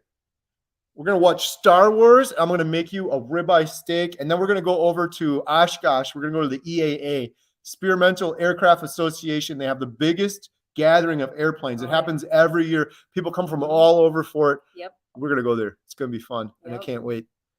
People are Secondhand Lions. Hey, Keto Cheeto. Great movie suggestion. You guys want to know a little trivia on Secondhand Lions? This thing is it's Carnivore Secondhand Lions. So Secondhand I Lions think you're gonna get them going. He won't stop, guys. stars Haley Joel Osment, young Haley Joel Osment, and then it's got I'm drawing a blank, but I know it's in my head. The guy that's in all the Batman movies with the British accent. But anyways, that movie is so memorable and special because the previous owner of this theater, who's run it for 20 years, I asked her, what was the first movie you played? First movie Jen and I played was Back to the Future. First movie she played, Secondhand Lions. Secondhand Lions. So it's kind of cool that you mentioned that one. Maybe that was her. Bill said, game on, Carrie. I'm on my way. Yes. It's going to happen faster than we imagined. I can't believe, Bill, you're at day 50 already. You are killing it, buddy. My God, I have to look up to you and follow your lead. 50 days, just like that. It warms my heart hearing you talk about all of the changes you're experiencing. Man. And that food you're cooking up. That's one of the things we're thinking of for the live stream is putting together a carnivore cookbook. And of course, the very first recipe is going to be Bill's Bacon Burgers, BBB, Bill's Bacon Burgers.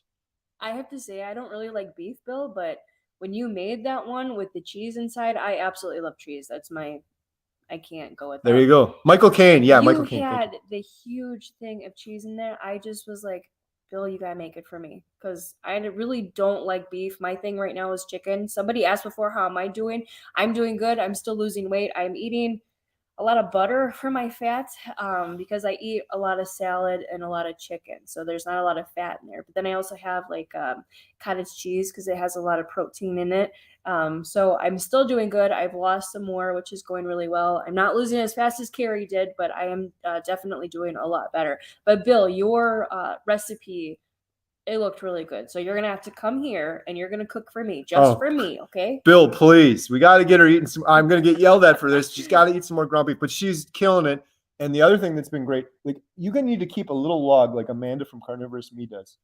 It reminds me of when she was pregnant with the girls nesting. She is just doing everything, running around, cleaning the house, organizing stuff, painting the bathrooms at the movie theater, fixing stuff back here. He was asleep last night. I wish I could show you guys because he take me snoring. I wasn't snoring though, was I? I'm hot because I have more. How do I say it? More fat than he does, and he's always freezing. So I had the fan on last night while I was doing the laundry on the bed, and he's like, turn the fan off, I'm so cold. Not even a minute later, I look over, he's like, yeah, I look like I was dead. I wasn't snoring. I had to watch his breathing, but it was just hilarious how he was like that. And he was out. Like, I'll wake up earlier. I'll go to bed later. I don't know. I just been feeling a lot better. Like I said before, I have paint in my hair because I was painting the downstairs area. And I'm not nesting because I'm definitely not pregnant. But I have a lot more energy and I just keep going and going. Like before, I would have never been on a live stream before. I don't like the way I look. I don't like the way I sound. So I was never on a live stream before. Now I'm like, I love talking to y'all. I'm here. So that's all I got to say about that. Well, Forrest Gump. Saturday at Montello Theater. Nice tie-in. Bill said, did you see Bill's comment? I just missed No. it, but that sounded really good. He's talking about putting some pepperoni and mozzarella cheese inside it, a little pizza burger. That's not bad. Bill, you're going to get her on the meat. That will be the best thing. Baby steps, I'm not pushing. She's doing great. She's killing it. Where's the beef? Where's the beef? Yeah. What was that? Wendy's. No, what movie was that? That you guys are asking that, right? What movie? Where's the beef? Isn't that a commercial for a fast food place? Wasn't that The Great Outdoors or something? No, I don't know about that, but that was a good movie too. Nurse Kim said she ate 3 plain burgers patties today without cheese with bacon. Hey, that's what I had. I had 3 burger patties from Culver's and some with bacon, no cheese. Yeah, I don't like lamb or goat. I've never really eaten it, but I have 3 goats myself, so I don't think I could eat it. Right. Too much chicken is not good for you. I don't eat a lot of chicken, but I just try to have some kind of meat in there as well. Baby steps. Baby steps. Baby steps. Oh, thank you so much, Ellie. She said, "You look great, Jen. You have a lovely, calm voice." Not at home, but thank you. Yeah. Tell that to her children. Wendy's commercial. Yeah, I know. Where's the beef? Wendy's commercial, but I swore that was in a video. Like I thought it was The Great Outdoors. I ran that VHS out on my when I was a kid. Right. Someone here said, I saw the original Star Wars in my hometown theater in 1978. That is so, I'm jealous. That is so cool. I saw the original Star Wars in this theater. When we took over the theater, we weren't able to open it for 2 months. But the first thing we did is we have so much hard work ahead of us. We're going to have fun for one day. Jen, myself, and the girls, we played video games on here. But the first movie I fired up on here was Star Wars. And when that soundtrack hit, and the audio in this building is just amazing. We have granite walls that are like this thick. The sound in here is so good. When that audio came on, it was something. It was something. Hey, Carnivore Rebels says, "Good evening, Carrie. Thank you for including our testimonial." Absolutely. I enjoyed your testimonial, Carnivore Rebels. We have maybe 25 or 30. We're doing a segment on the 24-hour live stream on Saturday. I'm going to stick to the movie theater just real quick. Talk about this 24-hour carnivore live stream. We're putting together a Carnivore Diet movie. It's happening Saturday at 8 o'clock Eastern, 7 a.m. Central for 24 hours. Dr. Baker, Dr. Chafee, Dr. Hampton, Dr. Ovadia, the heart surgeon, is going to be there. It's going to be crazy. But one thing I'm really excited for, we're doing this little segment. I kind of came up with this myself. You want to hear it, Jen? Mm-hmm. It's individuals sharing their carnivore stories like the Carnivore Rebels did with us. We're going to show that on the 24-hour live stream. Yep. We're calling the segment HOPE, H-O-P-E. Do you know what HOPE stands for? I hope you do, because I'm trying to remember now. I don't. Do you guys know? Can you answer that one? I don't know. Wait, it's coming to me. Yeah, E.T. I'd like to play that here. We actually have E.T. out there. He's our mascot. Somebody swapped with us. We gave him a poster, and they gave us the E.T. So HOPE stands for Healing Optimistic Personal Experiences. Healing, it's something else. I'm missing the H. It's something like that. Healing Optimistic Personal Experiences. So it's individuals sharing their carnivore stories. We're going to pepper those throughout the 24-hour live stream. If you send it to me, I guarantee I'm going to play it. If I have to stay for 25 hours, 26 hours, 27 hours, it's going to get played. And then we're going to link over to your channel. But we can talk more about that. I'm actually have a live stream with JT at 7. I got to get ready for that pretty soon. We can talk more about it then. Oh my gosh, you and your wife are absolutely amazing. Not only did they come bearing gifts, but they were just so amazing. Like the sweetest couple. They were just amazing. That's my coach. And it's like they're so much younger than us, but they're so much wiser than us. I mean, just the stuff that he was saying. JT has been studying Bob Proctor for years now, and he's wise beyond his years for sure. So Maggie Malone says, we want a t-shirt that says, "Bacon heals all wounds." Oh, that'd be cool. Yeah, we got to get some more t-shirts going. People were asking if we could do one for the 24-hour live stream. We're just kind of running out of time. Here's another suggestion from Bill. Those burgers would work with ground chicken instead of beef too, Jen. You could try that. Oh, yeah. Baby steps. Thank you, Bill. Well, I want you to come here, buddy. Come make it. I'll make you one with ground chicken. Yeah, I know. That's why I don't trust him. I wouldn't do that. All right. Do we have some questions in there? So one thing people are saying is it's a little blurry. So maybe it could be a little blurry because where we are right now. This is blurry? Yeah, a couple of people were saying that it's blurry. If you get off your phone, it might help because you're double playing it now. Sorry, I'm just watching the comments. I'll get off of here then. There, I'm off of my phone. So I can't really see the comments anymore. I can't see that far on there. But thank you, everybody who's been really sweet to me and always commenting on my shorts. I haven't done a short for a little while just because I never really thought I should. Not really much to say except for I'm doing really good. Like Carrie said, I have been keeping going. I've been really busy. Close your mouth. I've been really busy with... The flag gonna go in it. I've been really busy with things with the theater and the girls, and I have a lot of people comment, I create crafts. Who is that? Well, that's me. I create crafts. I love crafting, but I haven't done it for a while, so I'd like to go back to doing that once we get things more settled. Oh, there it is. Not sure what he was looking for. Sorry. Quick shout out. Healthy Carnivore UK became a member. Thank you so much. We appreciate that. Yeah, if you become a member, we're doing a lot more member stuff only. We're going to be doing a member-only video. We have enough members now that we can justify, and I've been doing members-only posts like Thank you, every other day or so, I think. So we really appreciate that. Paulette said not blurry here. Okay. It was blurry, but not now. All right, maybe the internet was out weird. Maybe it was Someone said it's Spectrum. That's really funny. We actually just switched to Spectrum. We had Frontier, and I had 1 gig upload. It was horrible. So I'm hoping we'll maintain now. But I plug into Ethernet, and since we're in the theater, I didn't do that. But when I go downstairs, we will. Oh, here we go. What is it? Question for Jen. Can we have a carnivore crafting circle, Jen? Ooh, that would be fun.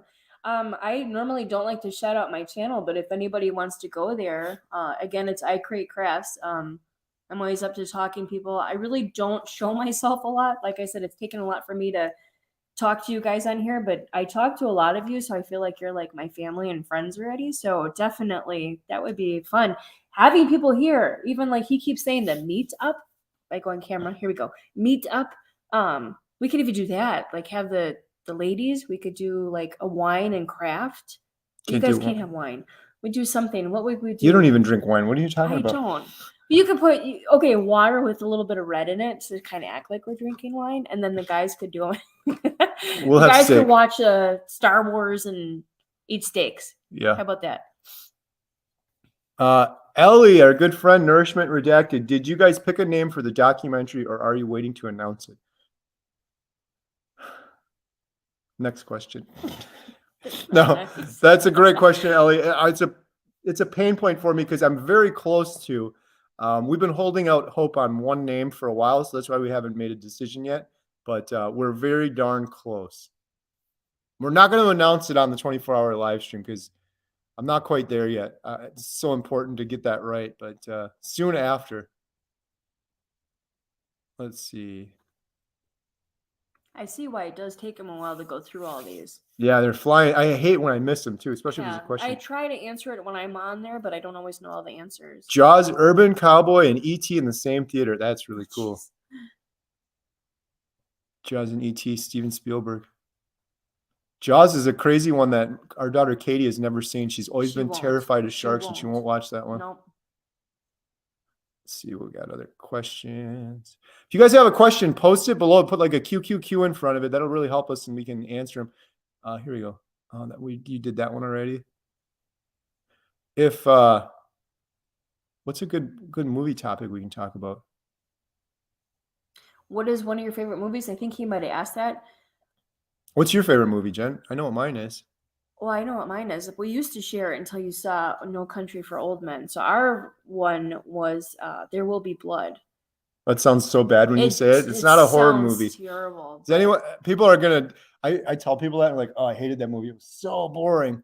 That was one of my favorite movies. There Will Be Blood. Anyone seen that? It was based on an Upton Sinclair novel, and it was.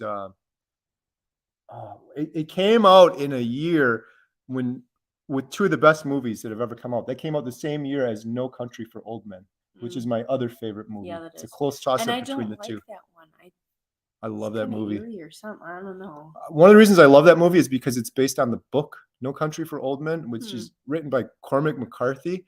And the movie is incredibly true to the book. If you read that book, it's like watching the movie. It's one of the few movies that really stuck to the script of the book. I could recite that whole movie too, by the way. Love that movie. Are we watching here yet? Do the Yeah, here Daniel Day-Lewis is Oh. There Will Be Blood. Yes. Fantastic actor. Mhm. Oh, good. We got some people that agree with us. What a great movie, There Will Be Blood. Oh yeah. So the acting in there was just crazy. Yeah. And that also has Daniel Day-Lewis, and then the kid is well, you know what it is? I had 3 burger patties today. If I would have ate a steak, this would be on the tip of my tongue right now. The kid's name. What's the kid's name? Paul? Oh yeah. Or was that his name in the movie? That was the name in the movie. Well, the kid Paul in the movie was Yes. fantastic. Someone will say it in the comments here now. I was trying to read Bill's thing. What did he say? He never saw the movie? Bill, then you got to save it. You got to come here and watch it. We'll watch it again. See if you can stream it. Yeah. Fair warning, Bill. It's not like I like all sorts of different movies. So like a real fun action movie is good sometimes. This is not that, but the acting in this movie is just phenomenal. And the what do you say? The settings, the cinematography, yes. Oh my gosh. the editing. Mhm. Just it's crazy. LEB said The Martian is my latest favorite movie. The Martian. I didn't see that. Oh, is that the one with Matt Damon, directed by Ridley Scott? Yeah, that's a great movie. That one came and then it just went. The Martian, the book, is a fantastic book. For some reason, I didn't read that book, but we listened to it book on tape. That guy's a great author. Another one where the book was really good. There it is. Yes, Ellie's on top of it. Paul Dano. Man, he was good in that movie when he was preaching to him. Oh yeah. Well, don't give it away if they didn't see it. Oh, that's one little part. Yeah. Karen Harrington said, I have never heard of Otto. Can't wait to see it. Yeah. Be forewarned. It's a little deeper than you thought. We were tricked watching the previews. Yeah. We're like, oh, this is about a grumpy old man. It's got Tom Hanks in it. And it gets deeper than that. It gets a little over. Like if you got little ones around, I would be careful. Mm-hmm. It's not violent or anything, but no, it's just the sad. Storyline of it. Yeah. Which makes you think about older people sometimes too, or even anybody, you know. It was cool though, because then you watch and you're like, well, I know why that guy's a grump now. He's got good reason. So are you excited for the Wait, you didn't answer. What was your favorite movie before There Will Be Blood? Oh boy. I'd really have to think about Okay, you keep thinking. I'm going to answer this one. Will you show Oppenheimer? We did show Oppenheimer. We did. We did show Oppenheimer, yes. And normally we don't show our movies. That was our other thing. We're trying to stick to family-friendly movies. But we did show that one. And we did one other R movie, the Air. We played Air, which was directed by Ben Affleck. It had Matt Damon in it. And that was a pretty good movie. The previous owner rarely played our movies. She did play one. She played The Revenant, which won Leonardo DiCaprio an Oscar, his first Oscar. And that was a fantastic movie that I watched in these very seats. I think I watched it twice here. Mm-hmm. The Apostle. Oh, here we go. LEB, you're my kind of person. Everything you're saying, I agree with. Edge of Tomorrow, anyone, great action. Fantastic. Highly underrated movie. You don't know what we're talking about? No, I do. Tom Cruise. I know, I didn't. And Emily Blunt. Didn't really care for that one. Oh, it's I love like, that movie. Groundhog's Day. Yeah, but I did not like incredible it. action. I did not like it. Bill agrees. Hey, Louis, the Apostle. Is that the one with Andrew Garfield? You know what I'm talking about? Mm-mm. Martin Scorsese directed it. Leave me a comment if that's the one. I think that's the one. I'm trying to remember now. You really got me stumped. I don't know what other. Yeah, Jen, what was your favorite one? But I can't think of it. There Will Be Blood has been my favorite for the past couple of years now. I love any Tom Hanks movie. Big Splash, Turner and Hooch. You've got mail. Agreed. Have you seen what is it called? There's Something About You. Is that what it is? That Yeah, Thing with You Ma- Do. with- That Thing You oh, Do. Okay. That Thing You Do. Mhm. Tom Hanks directed that movie. I think it was the first one his production company did. It's got that one song in it that can't get out of your head. That's a good movie too. There was a question up there I saw. Oh, let me I see. didn't finish reading it though. Right there. Oh, good question. Ellie, what made you want to buy the theater? Was it always a dream? Yes, we've loved movies. I've loved movies. Jen's loved movies. We've been together since we were 14. We've probably seen 1,000 movies just together, let alone before when I was little. I used to go to movies all the I time. never saw movies ever. I don't know if we couldn't afford it or why we didn't go, but I've never seen a movie until I started. Maybe I saw a movie with my dad, and if anybody remembers this, I think it was called Curly Sue. Curly Sue. That was the only movie. And then the other one with Tim Allen, and they were like the Amish. For Richer or Poor? That I Kirstie saw. Alley. Those were the two movies that I've seen when I was younger. That was a before good I one. met him. That was a good one. Yeah, it was. I love that movie. But those are the only two I actually went to a movie theater for. So was it always a dream? I never even really considered it until we started coming here, and we live in this small town, and there was a single screen theater, and then we just kind of fell in love with the building, and then it started to become a dream. Planted a little seed, and then a couple of years later, it ended up happening. Hey, my brother, family, Primal Mike, Fury with Brad Pitt. Awesome. Brad Pitt and Shia LaBeouf. I always say his name wrong. Am I saying it wrong? Isn't it LaBeouf? LaBeouf, whatever that kid's name is. That kid is a fantastic actor. He's crazy and he's always getting in trouble with the law, but outside of that, that was a really good movie. And now shout out to this one because Jen's going to go nuts for this one here. Undiagnosed Lioness, Lawless. You want to take that one? Who's it starring? I'll just sit Starring? Here. I'll just sit here and think for a minute. She loves Harrison Ford, but he's been replaced. Who is it starring? Lawless. Tom Hardy. She's in love with Tom Hardy. She read the book. We watched the movie. It's about what was it? Making moonshine, and it was a true story, which is crazy. It was. You read the book. If you read the book, it's actually a lot worse. Oh my goodness. It's better, but it's very graphic. Bill, my friend Bill, I would recommend that movie. Have you seen Lawless, Bill? If not, check that movie out. Oh my goodness. The acting. Tom. Yeah, I gotta give it. She wants Tom Hardy. That's fine. I gotta give it to the guy. He is a great actor, and that movie is fantastic. It's also got that girl. What's that lady in it? She's a good actress. She was married to him. Yeah. She's pretty. You got all of the info on that one. Yeah, she was married to him. I don't remember her name, but she's got that cute little dimple in her. Susan Castaway Wilson. We wanted to get that so bad for our Tom Hanks weekend that's starting tomorrow. Mm-hmm. We couldn't. Or we could, but it was incredibly expensive. There was something with it. There's all these weird rules. Mm-hmm. Keto Cheeto, Saving Private Ryan. Fantastic. I mentioned this earlier. I'll say it again quick. If anyone's watching locally and you're a member of the VA or you're a veteran, we will pay for Saving Private Ryan or any other movie that you guys want to watch. It doesn't have to be Saving Private Ryan. And we will pay for your concessions, and we will pay for your drinks and your beverages, and we'll give you your free beef sticks and pork rinds or popcorn if you want. We will cover the whole thing. We tried to do that last year and we ran out of time, but huge respect for all the veterans out there. We did that a couple times. That was another highlight of this year we didn't mention earlier. We did, what was it, Memorial Day or Veterans Day? It was Veterans Day. Yep. Completely free. Yep. We hooked them up, soda, drink, everything. Yep. We had a bunch of people come in. So thankful to have them come in. We did Teachers Appreciation Day all weekend. Teachers, soda, popcorn, concessions, all free, and the movie free. Yep. We want to do more of those. I talked to a firefighter that was in here. I said, he gave me the name of the chief. So we got to get in contact with him. Bring them all in here. We'll cover all the costs. So we want to give back to the community and people like that for sure. It doesn't have to be Saving Private Ryan. Another fantastic movie. I got to ask my friend Bill this too, and everyone else is watching. Saving Private Ryan, of course, amazing. Hacksaw Ridge, more recent, insane story. That's played by Andrew Garfield. And Vince Vaughn is in that one, not in a funny role, and he does a heck of a job in that movie. But that movie is based on a true story about a man called Desmond Doss, D-O-S-S, hero, amazing, unbelievable story, and it's all true. You can look all that up. Before I ever saw Hacksaw Ridge, I watched a documentary on it. It was fascinating. Desmond Doss, what an incredible human being. Keto Cheeto, Top Gun. Yes. Now, are you talking about the original or the new one? We forgot to mention the new one. When we took over the theater in September, I was hoping we could play that one, but we were late. Wait, right? what was it? Top Gun.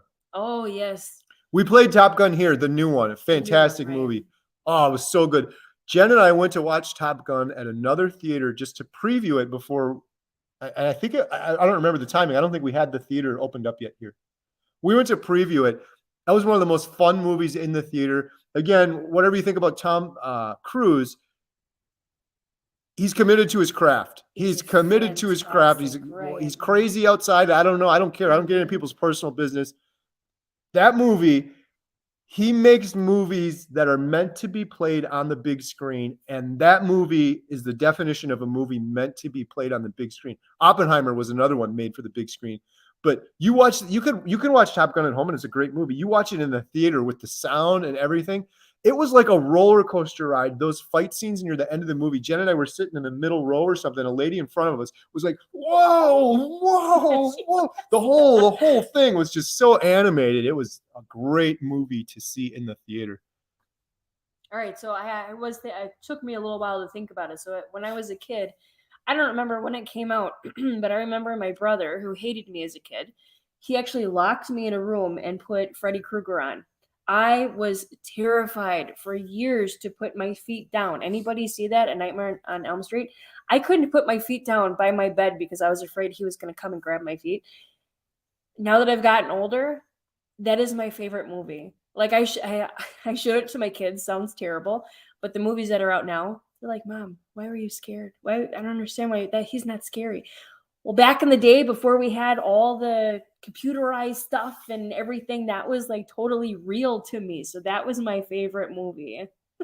It took me a little while, but yes. So my cousin Jason doesn't watch this, but he's terrified of Freddy. So my cousin Andrea and I always send him stuff on Facebook showing Freddy Krueger. Like I'm going to make him a shirt or something and just send it anonymously in the mail. Nice. Someone said, "Love That Thing You Do." That is a great movie. That was a good movie. Underrated too. Tom Hanks. It was what, in the 60s, and they have a band and they have they make this hit and it gets on the radio and everyone's going nuts. I love that movie. Mm-hmm. I wish we could have played that one here, but it was a little more obscure.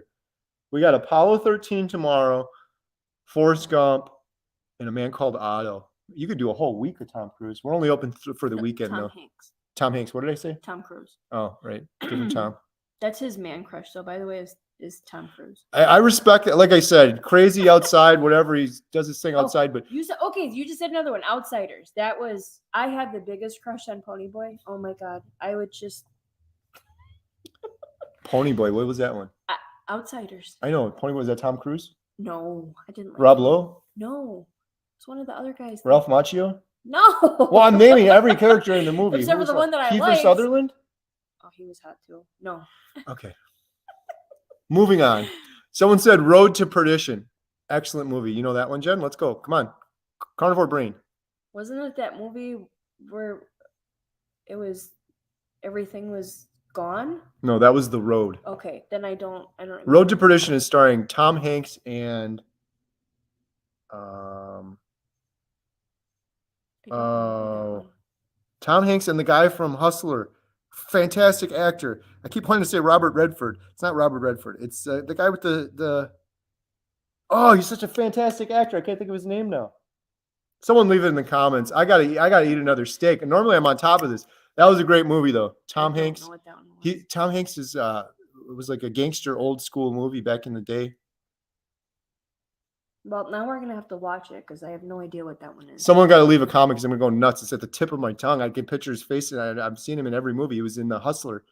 Curly Sue, yeah. See, that was an old movie, but that was the only movie I've ever seen with my dad. And ironically enough, his girlfriend at the time, his wife now, her name was Sue. So I think that's why we went to see it. But I remember that. It was the first movie and the only movie I ever went to with my dad. So yeah, definitely. No, he's looking it up. I got really it. It's driving me insane. That came out in 2002. It was with Tom Hanks and Paul Newman. Tom Hanks and Paul Newman. Paul Newman. Not that close. Paul Newman. We're gonna have to watch it here now. That's a great movie. Maybe after this live stream, we'll just go and watch Here's a movie you could rewatch a million times, right? Groundhog's Day. You like that one? I love that movie. Phil? Remember that when he puts his foot in the puddle? I remember. I could recreate that whole movie for you. I'm sure you could.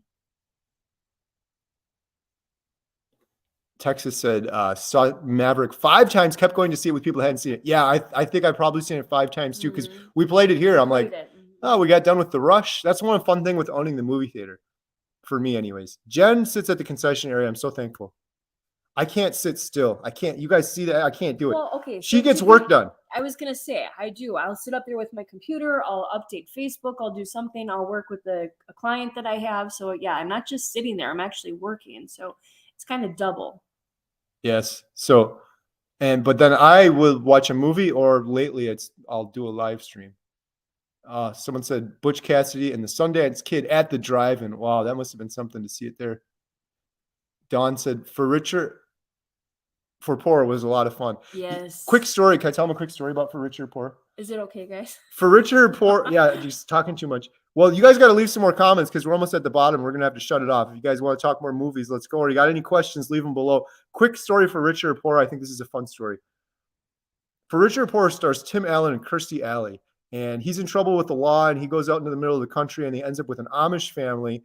And he was rich, he was making a bunch of money, and now he's poor, and he's with the Amish, and they gotta go out and plow the field with the horses. And he's never worked before. He's never really worked before. Hard work, yeah. Not real work with the Amish. It's a great movie, really funny. I wish they had more movies like that. You don't get good comedies, feel good, fun movies like that. Jen and I are really good friends with an Amish family. We've done several videos with them. They've had us over for dinner. We've had their whole family of 9 or 10 over for dinner at our house. Well, there's 12 of them, but I think 10 came. 10 came for dinner. We had to take a couple cars to drive them over. They're the greatest people. The Amish believe in joy. Jesus, others, yourself. And they're the most joyful, happy people I've ever met, because I think it's because they're focused on Jesus, others, and yourself. And they're not focused on news and social media and this and that and the other thing. But all of that aside, the father's name is William, coolest guy. And we go to Menards, and it's like an hour from us because we're out in the middle of nowhere. Menards is our big hardware store for those that aren't familiar.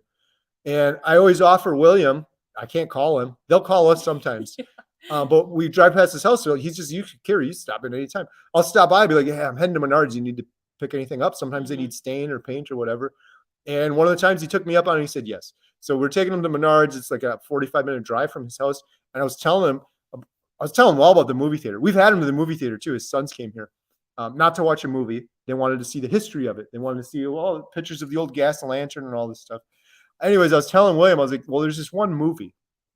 He was asking me, it was funny, like, what kind of movies, what are you playing? Like, what's going on? I was like, oh, it's funny because Jen and I think we recently rewatched it. I said, there's this one movie, William, I think you'd find it really funny. It's about this guy, and he breaks the law, and he works in an office in a big building, and he's never really done any hard work with his hands before, and he goes and he hides out with the Amish. And William just started cracking up. Laughing. He thought it was so funny. My brain is weird with movies, so I basically recited most of the movie. He watched a movie from listening to the story of me telling him the movie, but his reaction was priceless. He was just cracking up over that. He's never going to watch a movie. Amish, that's not their thing. They don't do it, but he's just so much fun to talk to all the time. So much wisdom. Talk about wisdom. My goodness. So much wisdom. So we always have fun talking to him. And his son, one of his sons came and helped me. That was the big project of the year, putting a new roof on the front of the theater. And thankfully, I was carnivore when I did it, because I would not have been able to do that work. That kid had me working.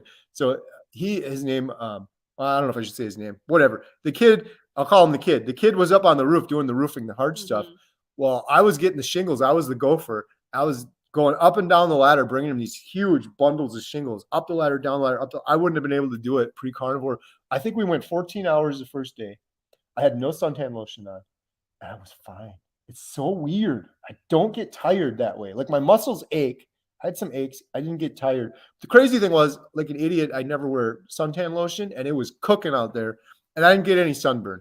And that was when I did the shirt carnivores don't get sunburn. And I had about 1,000 comments on Instagram, and about 500 of them were like, yeah, this is the craziest thing. I don't get sunburn. And then another 500 were, you're crazy. You're a liar. I'm carnivore and I get sunburn. That whole statement fires people up for sure. There's something to it though. Anyhow, Donna agrees with you, I think, on the Tom Hardy. Mm-hmm. Got a couple Tom Hardy fans out here. Uh-huh. So what other movies has Tom Hardy been in that you enjoyed, Jen? Because I can name them all. Well, I just like that one.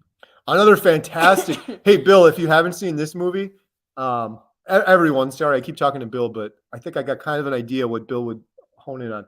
Warrior stars Tom Hardy, and I'm not even going to try to remember the other guy's name, but that was a fantastic movie. And Nick Nolte, I think, was in that movie too, as the father.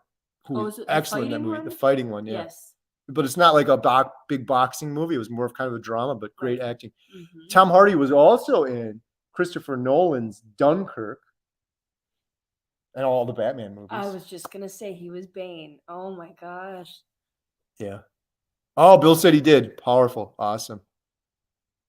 What other Tom Hardy movies are there? There's been a couple. Oh, he was in that one where he was a twin.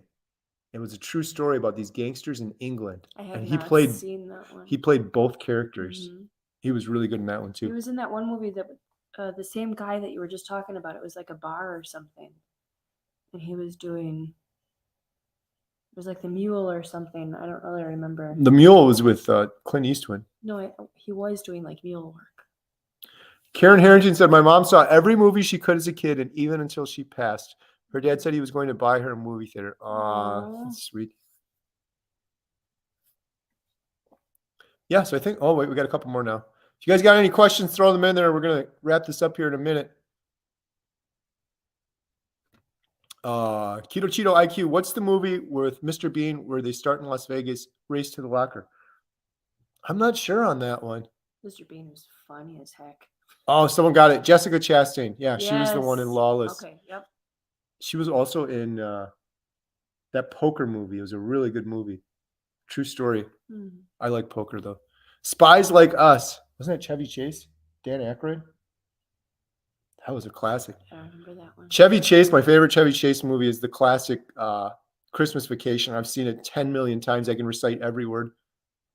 They want you to say grace. The blessing. My brother does it every Christmas, and actually the last year he brought Carrie a big thing of jello with cat food inside of it. Yeah. Oh, here's a good question. Oh, here we go. I'm a U.S. Navy veteran. Awesome. Thank you so much. Appreciate you 100%. My dad is a U.S. Navy veteran. Quick story. We did Veterans Day, like I said, free for veterans. And a vet came in and he had a hat on and it said USS Roosevelt. I was like, oh, you were in the Navy. I was like, I'm almost positive my dad was on the Roosevelt. My dad was in the Navy. My dad was in Florida at the time, but I was 99% sure. So Dr. Berryfair, I'm like, sir, can you hold on a second? I'm just going to call my dad quick. I called him up. I was like, Dad, weren't you on the Roosevelt? And he's like, yeah, I was on the Roosevelt. The guy was like, no way. He was on the Roosevelt. And then I said to the man, it's like, when were you on the Roosevelt? Because he looked a similar age to my dad. And I believe he said, I can't remember the exact date. I think it was 78. No, that wouldn't have been right. It was earlier than that because I was born in 80. It was some date in the 70s. It was 4 years. It was the precise 4 years my dad was in the Navy. Same ship. Mm-hmm. Same years. Of course, there were thousands of people on the ship, but I'm sure they crossed paths. Right. So my dad's down in Florida for the summer. He comes back to Wisconsin in the summer. He's down in Florida for the winter. But yeah, my dad was down in Florida and this guy was here and they've never met each other and they were on that same ship. That was kind of crazy. Lots of active duty Army family here in Virginia. Thank you, sir. Thank you. Yeah, I'm trying to be careful too because I kept saying, oh, we can play Saving Private Ryan. And then some people were saying, I mentioned that earlier, people might not want to watch that because some people that might be too much or PTSD or things like that. So I'm just saying if you're a vet or you're part of the VA, come in for free and you guys can decide. You can play anything you want that we're allowed to show you anyhow.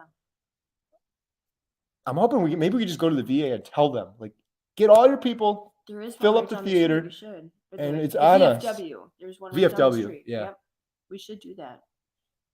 There was a really cool World War II museum in Portage. Mm. Jen and I went to several years ago. Yes. Unfortunately, well, I don't think it closed. I think it moved. No, he sold it to somebody because he couldn't do it anymore. But I've been following the new owner on Facebook, and unfortunately, they had a bad fire there, so he lost a lot of stuff. And there was so many people helping him that they were restoring things that they could. So that was a really sad story to see, but it was absolutely amazing. Yeah, going to that and seeing we went all there that. like a 4-hour tour. It was fascinating. And he was closing, but he was so passionate about it. His name is Brett. That's all I'm saying. And he was absolutely amazing. He was closing, but he let us stay there. He showed us the whole thing, and it was just donations only. And it was absolutely amazing because there were so many things that the schools don't teach you and that you don't know about. And you saw firsthand things that came from, the wars or uniforms and artifacts, everything. Writings to parents or whatever it was. It was very touching. Ellie, you're killing it with these questions. I appreciate it. These are good questions. Thank you so much. Do you find popcorn tempting? I know you two are strong, but you must smell it all day. It's funny you say that because when our friend JT was here, he opened the popcorn thing and he's like, "Whoa." I said, "Careful. You be real careful."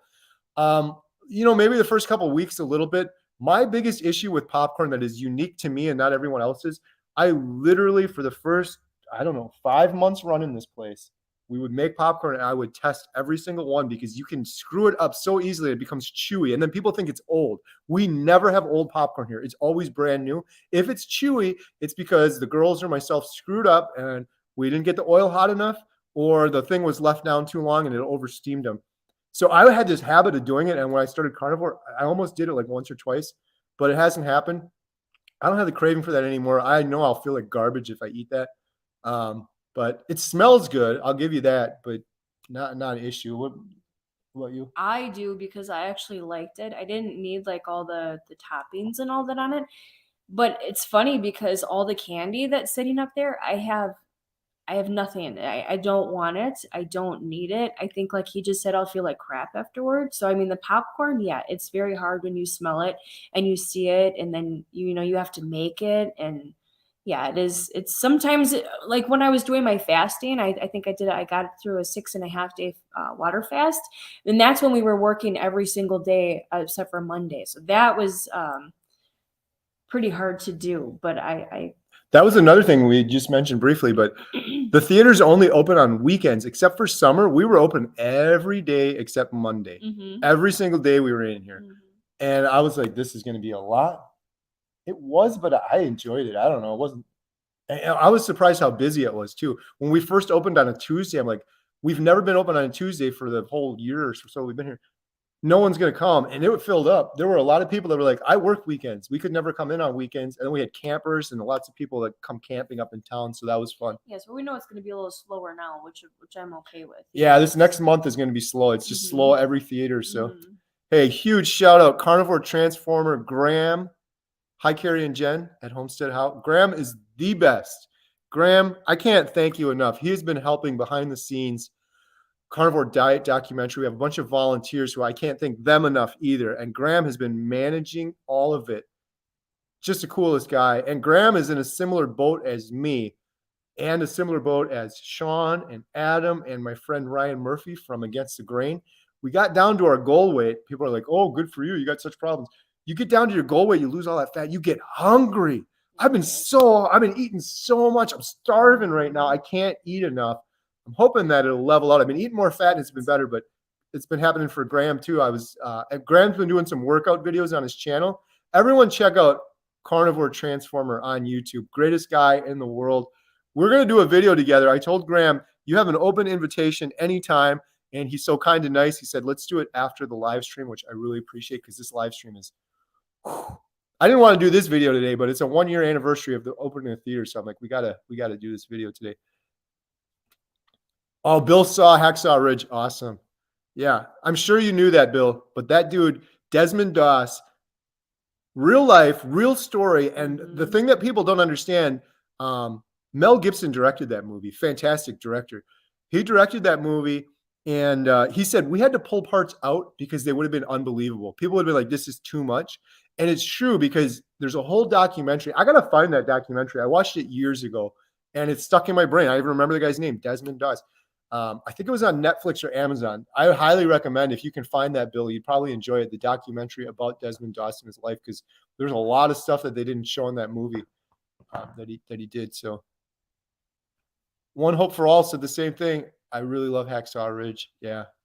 I mean, how could you not? And then when it's a true story, I always love watching the true story movies. Princess Bride, I can't believe nobody's mentioned that one. Yeah. Yeah, right. Karen, I'm with you.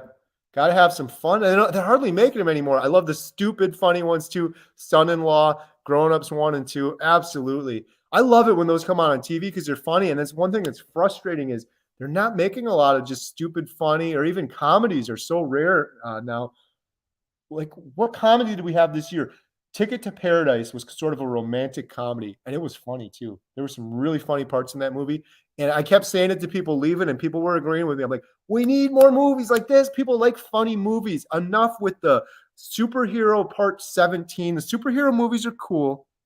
They have their spot. But when you get to the 17th iteration of them, let's just throw a couple more comedies in there.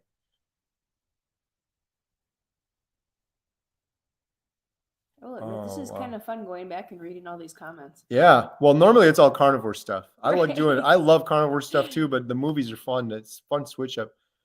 Never Ending Story. Oh, wow. I remember that one from when I was a kid. You ever watch that one, Jen? Wasn't that with the dragon? I think so. Yeah. I don't even know if it was a dragon. It was like a fantasy, like imagine. Yeah, whatever. Let's see, we got one more. You guys got any more questions? Leave them below. We're going to wrap this up here soon. 1956, 10 Commandments with Carlton Heston. They said that wrong. Ben-Hur, Passion of the Christ. Yes. Ben-Hur, we have the thing downstairs. Passion of the Christ, we haven't played yet, but I think we're going to be playing that here for free for a Christmas movie. Yeah. For sure. We were ready to do it last year. I can't remember what happened. I remember watching that with our girls. Wow. Of course I'd seen it, but seeing it again and then seeing the girls watch it. Not a dry eye in the house.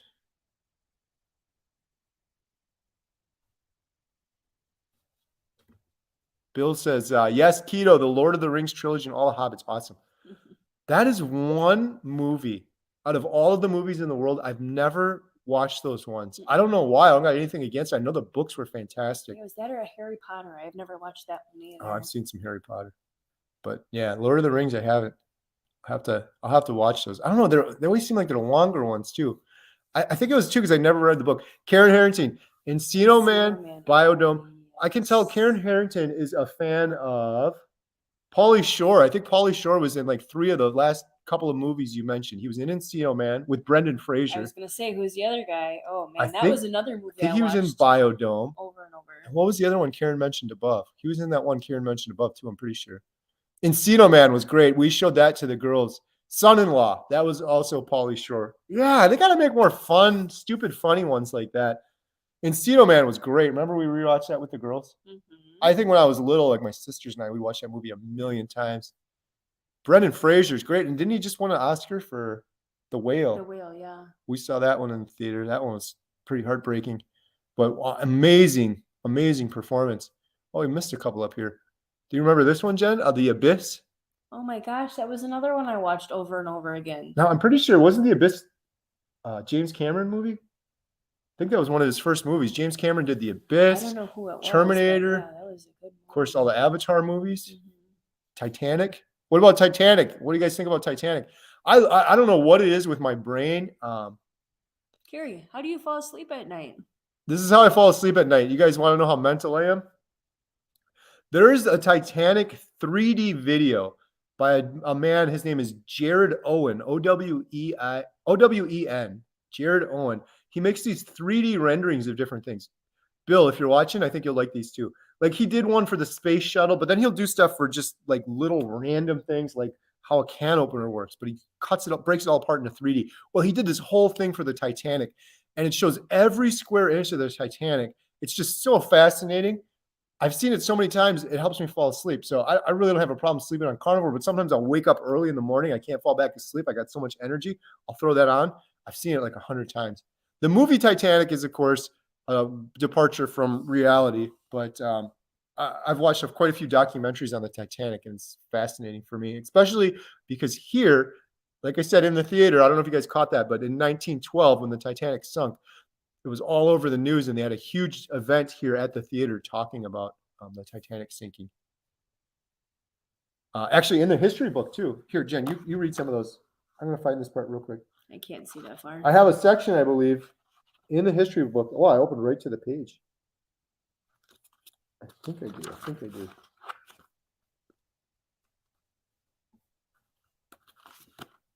Oh, maybe it was a new version. Warriors? What is Warriors? Warriors is the movie with Tom Hardy. Schindler's List. Didn't you like that Oh, one? Schindler's List. Amazing. Schindler's List is directed by Steven Spielberg, and it's starring the guy from Taken, who won an Oscar, the tall guy. I gotta eat a steak. My brain is broken today. How do you click on this one? What's the guy from Taken and Liam Neeson? Oh yeah, he's cool Liam too. Neeson. Here, this one's for you, Carrie. Somebody just said Truckin' Classics. Trucking Classics. Just jumping on here to thank you all for this info on my second month and down 32 pounds and never felt this good. Thank you so much. Nice. Awesome. Good That is job. great to Second hear. month.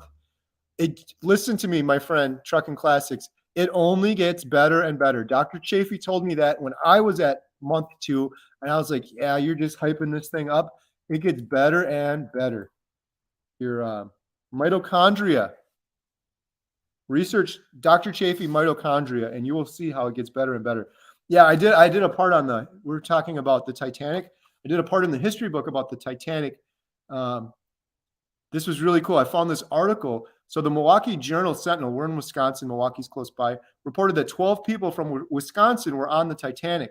One family resided not too far from the Montello Theater. They were in Fond du Lac, Wisconsin. His name was William. He was 44. He was a doctor. He was from right in this area, not too far from Montello. He traveled to Ireland to visit family and his wife Lillian, 37, and his 33-year-old sister Daisy. Daisy. They were supposed to spend as long as 6 months traveling, but cut short their trip when Daisy was stricken with appendicitis. They booked their first-class tickets on the Titanic.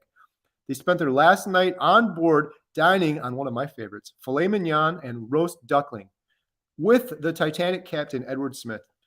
And then the boat began to sink. William helped his wife and sister put on their life jackets and board lifeboat number 14. His last words were to them, "Be brave." When his body was recovered, his possessions included a fountain pen, a diamond ring, nail clippers, and a doctor's thermometer. He was buried in Green Bay Woodlands Cemetery. So kind of a sad story, but like I said, the Titanic 1912, they had a big thing here. And yeah, we dug into the history for this history book. I love history. I'm really looking forward to talking to my friend Dante from Frigno Freedom because he also loves history. Of course, we're not going to be talking so much about history, but Susan said, Jen, it's so great to see and hear you in the live today. I agree. I know. I'm always talking to you. Thank you so much for that. Like I said, this is hard for me to come on here, but I really do like this, being able to sit with you guys and listen to you guys, read you guys talking. And so thank you. Yes, Susan, definitely. And you were on, she was scheduled to be on one with me a couple days ago. Saturday, yeah. We fully intended to do that. Mm-hmm. And then we had an incident with our dogs at the dog kennel. One dog bit another dog. Thankfully, it all worked out, and it wasn't as bad as my teenage daughter made it out to be. Right. But Jen had to run back for that, so she missed that live stream. So, yeah, thank you. More, Jen. We got to do more. 24-hour live stream. She's up, right? Mm-hmm. I mean, I'll be doing the video here, and then that Sunday, so that the day after, we actually have 2 shows. We have a free show here that we're being sponsors as well. So we have 2 movies playing on Sunday. Oh. So I don't know how long I'll be able to help because I need to get some rest because that's going to that'll be a full 16, 18-hour day for me here. So 24 for me, though. Well, you for that, but it'll be 16, 18 hours for me. I don't know how I'm going to do this 24-hour live stream, guys. I don't know. I'm not complaining. I'm going to get it done. The only reason I'm saying this is because for the last 5.5 months, this would have been a breeze for me. I'm not bragging or anything. That's just the truth. I've had so much energy. The last 2 weeks, I hit my goal weight or whatever happened. Something light switch went off. I'm just starving all the time. I'm hangry, a little moody, and sleepy. Like I get sleepy now. It hasn't happened before. I'm up in my fat. I'm eating more, and I'm starting to feel better. But today I didn't do good because I only had 3 burger patties. That's not been And enough. some bacon, right? Yeah. So, but Jen is helping me, and we're getting into the rhythm. So, and Sean from Intentional Carnivore is going to be on with me for 24 hours. Adam, who's a crazy, insane psychopath and my best friend, is also said he's doing the whole 24 hours. He's like, if you don't want me to, I won't, but I'm doing it. I'm going to do it. Mm-hmm. So that's crazy. And then Ali is going to be on for like half the day, which she shouldn't be on at all because it's her birthday. It's just, but this was her idea too, though. So, and JT just messaged me. I'm trying to message him back to figure it out. He said, I want to come to the theater. I want to climb to the top of the mountain with you, my friend. So more to come on JT, that. You come help me. Yeah. I need help. JT's going to be running the concession stand and the projector. Someone said, love Christmas Vacation. I could recite every line from that movie. Do that for Christmas time. That would be so much fun. We're so blessed living in a small town.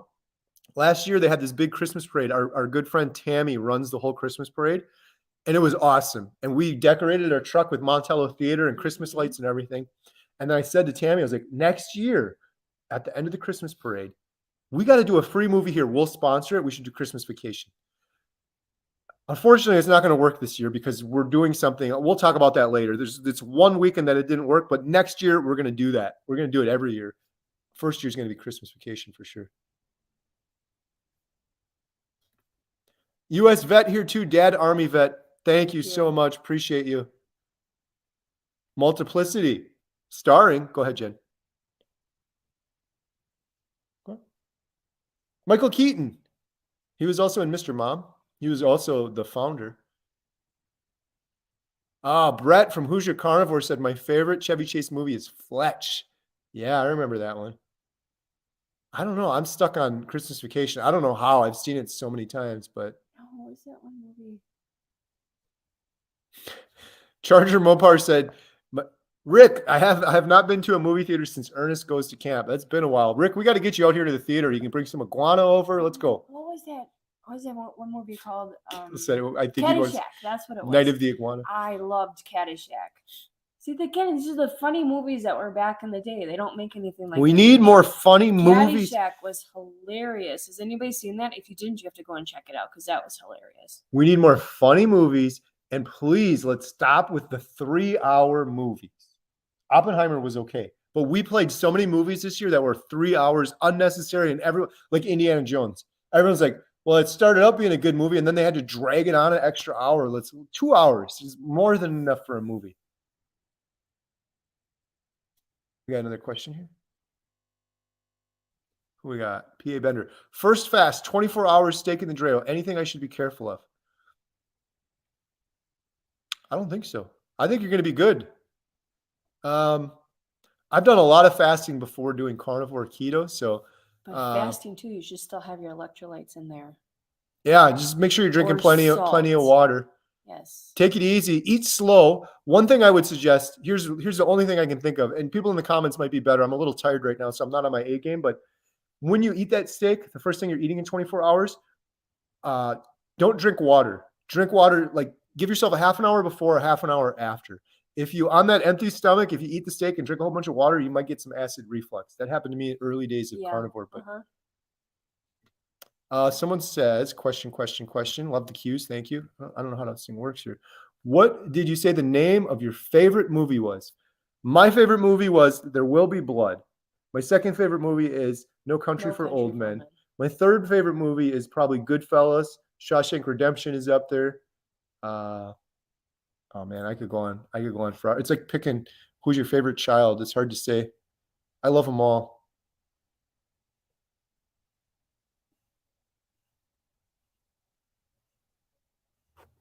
Gail said, it's not the popcorn, it's the butter. Yeah. Oh, we got a lot of comments still here. I thought we got to the bottom and then we get there. This one's funny. Oh, that was the wrong one. Wait, what does this one say? Don Mertz. Yeah, 3-hour tour makes you. How appropriate, Dawn. 3 Oh hour my gosh, tour Gilligan. makes you feel stuck, like on Gilligan's Island. It's so funny you say that, Dawn. And the reason Jen and I are laughing is Jen and I are starting to make a new tradition here at the theater. We have a little like break room downstairs where I do the live stream from. There's a little TV down there. And the other day we've been so busy. We haven't had any free time. We're like, let's just sit down and relax and put the phones down and chill. And we turned the TV on and we watched Gilligan's Island. And it was fun. Was it fun? Yes. It was fun. They don't make It was TV just shows like that something either. we haven't done. We're just sitting and relaxing, and it's So it's a our- good, funny movie or That's- show. TV show. That's Yes. our new thing now. Watching Gilligan's Island. Oh, I love this suggestion.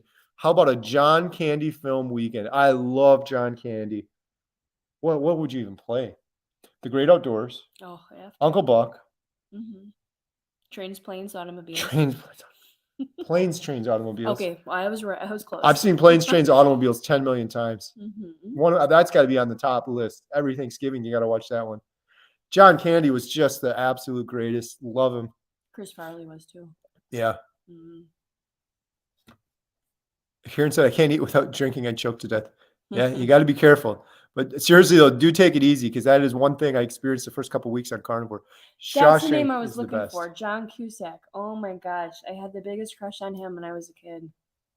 Sorry. I don't care. One Hope for All. I love Shawshank. I've seen Shawshank Redemption 1,000 times. I could recite the whole thing. Dutch. Oh my for gosh. you. Yes, Dutch. That was another one. Yeah. I could watch that forever too. That was funny. I was thinking about They something. don't make they don't make movies like that stuff anymore. That was funny. Bill, I'm sure you've seen Shawshank Redemption, right? It's kind of funny. This is just a weird thing in my head, but the story of Shawshank Redemption and the main character who crawls through the sewer, what was it? Like a mile of sewer at the end to his freedom. And then he pulls his shirt off and he's just free. Reminds me of Bill for some reason. I don't know why. I was thinking about that the other day. Someone said Dutch. Yes. Mm-hmm. Dutch was a funny movie too. Why don't we have more funny movies, Jen? We need more funny movies. Because either the funny people are dead or they're old. No, it's the studios. They're not doing them anymore. I don't know why. It seems like everyone wants to watch them. When we had Ticket to Paradise here, everyone loved that movie. A couple people came back and saw it again. Dutch is starring Ed O'Neill, by the way. Carnivore Brain. I don't know the kid's name, though. Bill said only 1,000,000 times. Yes, Bill, I'm telling you. That is you, my friend. That freedom, getting out there. It's raining out. Well, no matter what happens. Ah, such a great movie. That movie is directed by a man named Frank Darabont. And that movie, a lot of people, I mentioned this the other day, Andy Dufresne, yep. And Red, a man who knows how to get things, like my friend Dan. That movie was, I think his name was Frank Darabont, the guy that directed it. But did you know this, Jen? Shawshank Redemption was written by, do you know? Famous author. Horror movie. Stephen King. Oh, yeah. It's based on a short story by Stephen King. And then there's another movie that was really good and fantastic starring Tom Hanks. The Green Mile was also directed by Frank Darabont and was also a movie written by Stephen King, or a short story that they adapted into a movie. So, Misery Loves Company. Hollywood is Miserable. Yeah. I thought you were talking about the movie Misery, which is another Stephen King. That was one of the first books I ever read, was the Misery books. So that movie was starring James Caan and Kathy Bates. Mm-hmm. Oh, if you guys have seen that movie, you know how incredible and crazy that movie is. The book is 10 times worse. In the book, he doesn't get his legs hit with the sledgehammer. It's an axe. Oh. And there's a blowtorch involved. That movie was, that book was crazy, just crazy. Books are always better. Bill said, I've been crawling through the sewer pipes long enough, metaphorically speaking. Yes. Freedom. You're on your way out, Bill. Freedom. You're on your way out. That's the beauty of it. Yep. You're on your way out, and you're on your way out quicker, faster than I ever would have imagined. Somebody said something about Jeopardy. It's funny you say that, One Hope for All. Maybe you're saying that because you watch my YouTube channel, but Jeopardy is my favorite show. When we had the lockdowns, I watched Jeopardy every single day, and my carnivore brain on Jeopardy is way better I don't know if I could hold my own against some of those guys on Jeopardy though, Right. because they're so good. Fun fact though, I tried out for Wheel of Fortune one time. I could kill everyone on here on Wheel of Fortune. That's my game. They had tryouts at the State Fair Park in Wisconsin, and I went there. And it was like a preliminary thing, and I made it to like the next round and the next round, but then I was done. I think where I lost out on was this was I would have done it now. This was pre-carnivore. Let me answer it. Personality. Well, yes, the way he's not happy and talking. I was like this. He pre-carnivore, he hated talking to people. He would never go in front of the stage talking to people. Now he won't shut up.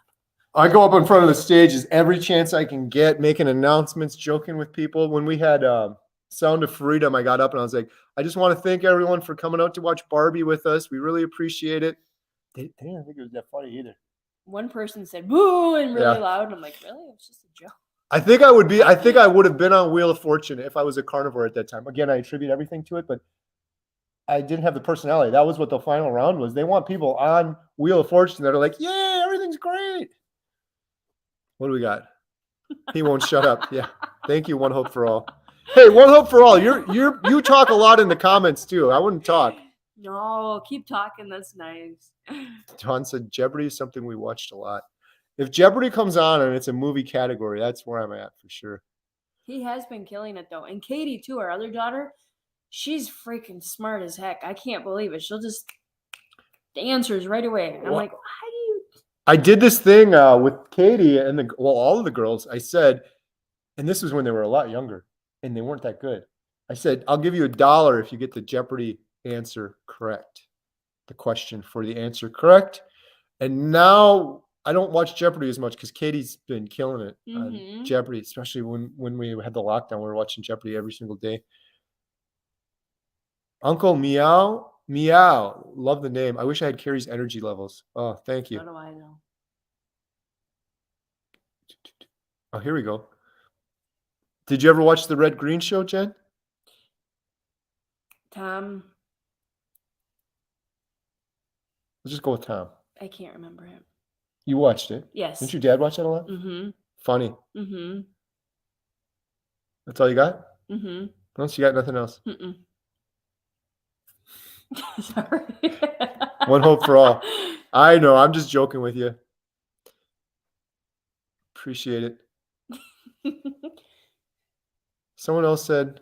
I mean, there's been people that come here to the theater, and I don't really know how I feel in it. Like they'll come and they'll say they'll look at me like, "Hey, I kind of know you, but I don't know who you are." And then they see Carrie, and they're like, "I know." They're like, "Get out of the way! I don't want to see you." Remember that one guy? He's like, "I'm not worthy." I'm like, "Dude, you need to get out of here. Stop making his head go so high in the clouds." Because, I mean, he was nice, but totally just like, I don't know, get out of here. And he's probably watching right now. I wish I remembered his name. I'm so good with names. He was the coolest guy ever. He was so excited. Him and his wife were doing carnivore.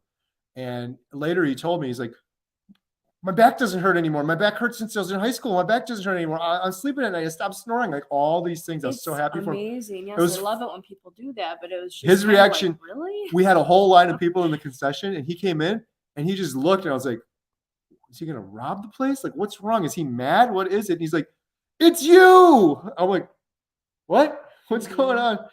And then I had to yell at him because we had such a long line, and it was just me and one of the girls, and I had to go, Carrie, I need you over here to get some popcorn or something. And then he's like, yeah. He's like, I got my fans here. Right. Hey, quick question. Everyone, on the upper corner of the screen, Mike and Molly, it says Carnivore Diet movie, and then there's that little heart. Can you guys see all of that, or is it obscured by some text? Because Jen and I have some text that's covering it. I'm trying to perfect this little overlay screen for when we do the 24-hour live, and on my screen, it's covered up a little bit. Long. Oh, that goes really quick. Yeah, 2 hours and 23 minutes. Thanks, guys, for staying with us. Yeah, we're gonna have to wrap this up. He's got to go. He's got to do his JT live in like a half an hour. And everyone, I have to get him some food. Everyone, Poco Moonshine family. I'll give you a link right now. My good friend JT, he's killing it. He's doing so many carnivore videos. You guys want to continue the conversation, carnivore style? I believe we're doing it live. I should probably know this. Hopefully I'm not missing it right now. Let's see, live. Is my picture on there? Uh-oh. Uh-oh. Uh-oh is right. Maybe Did you I get the wasn't day doing it wrong? live. I don't know. I'm pretty sure. JT, are you watching? Well, either way, whether I'm on there or not, I'm pretty sure I'm on there at 7 o'clock. That family, like I said at the beginning, they are awesome. You have to definitely go check them out. It's a great family YouTube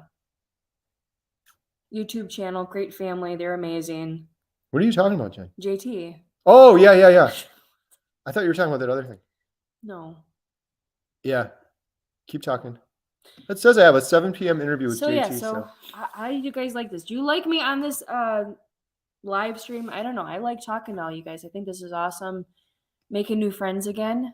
So I really appreciate you guys. Yeah, if you live around Wisconsin, I saw a couple people say they live in Chicago. Chicago's what, 2.5 hours from us? Yeah. It's not too bad. We do have an Airbnb. Just saying. We might do a meetup in Chicago at some point. But I think it would be kind of neat to meet some of you guys. Yeah, he wanted to do a meetup. We went on a date a couple weeks ago. Do you have to go to the bathroom? Mm-hmm. Oh, well, we better wrap this up. I'm going to wrap it up. I'm going to say bye, but Jen's going to close it out for you guys. Thank you all so much. We appreciate all your comments. When you're done, you just hit end stream, but keep talking. Okay. I don't like being alone. It's okay. Now you can talk about me. Everyone's Let's going to be like, oh, talk- finally, some peace and quiet. We'll talk about Tom Hardy, right, ladies? Let's talk about Tom Hardy. No, I really don't know what to say anymore, but thank you, everybody, for being so nice. I have to pull this a little closer to me because I cannot see the comments, actually. Sorry, I'm being quiet because I'm trying to read some of the comments here.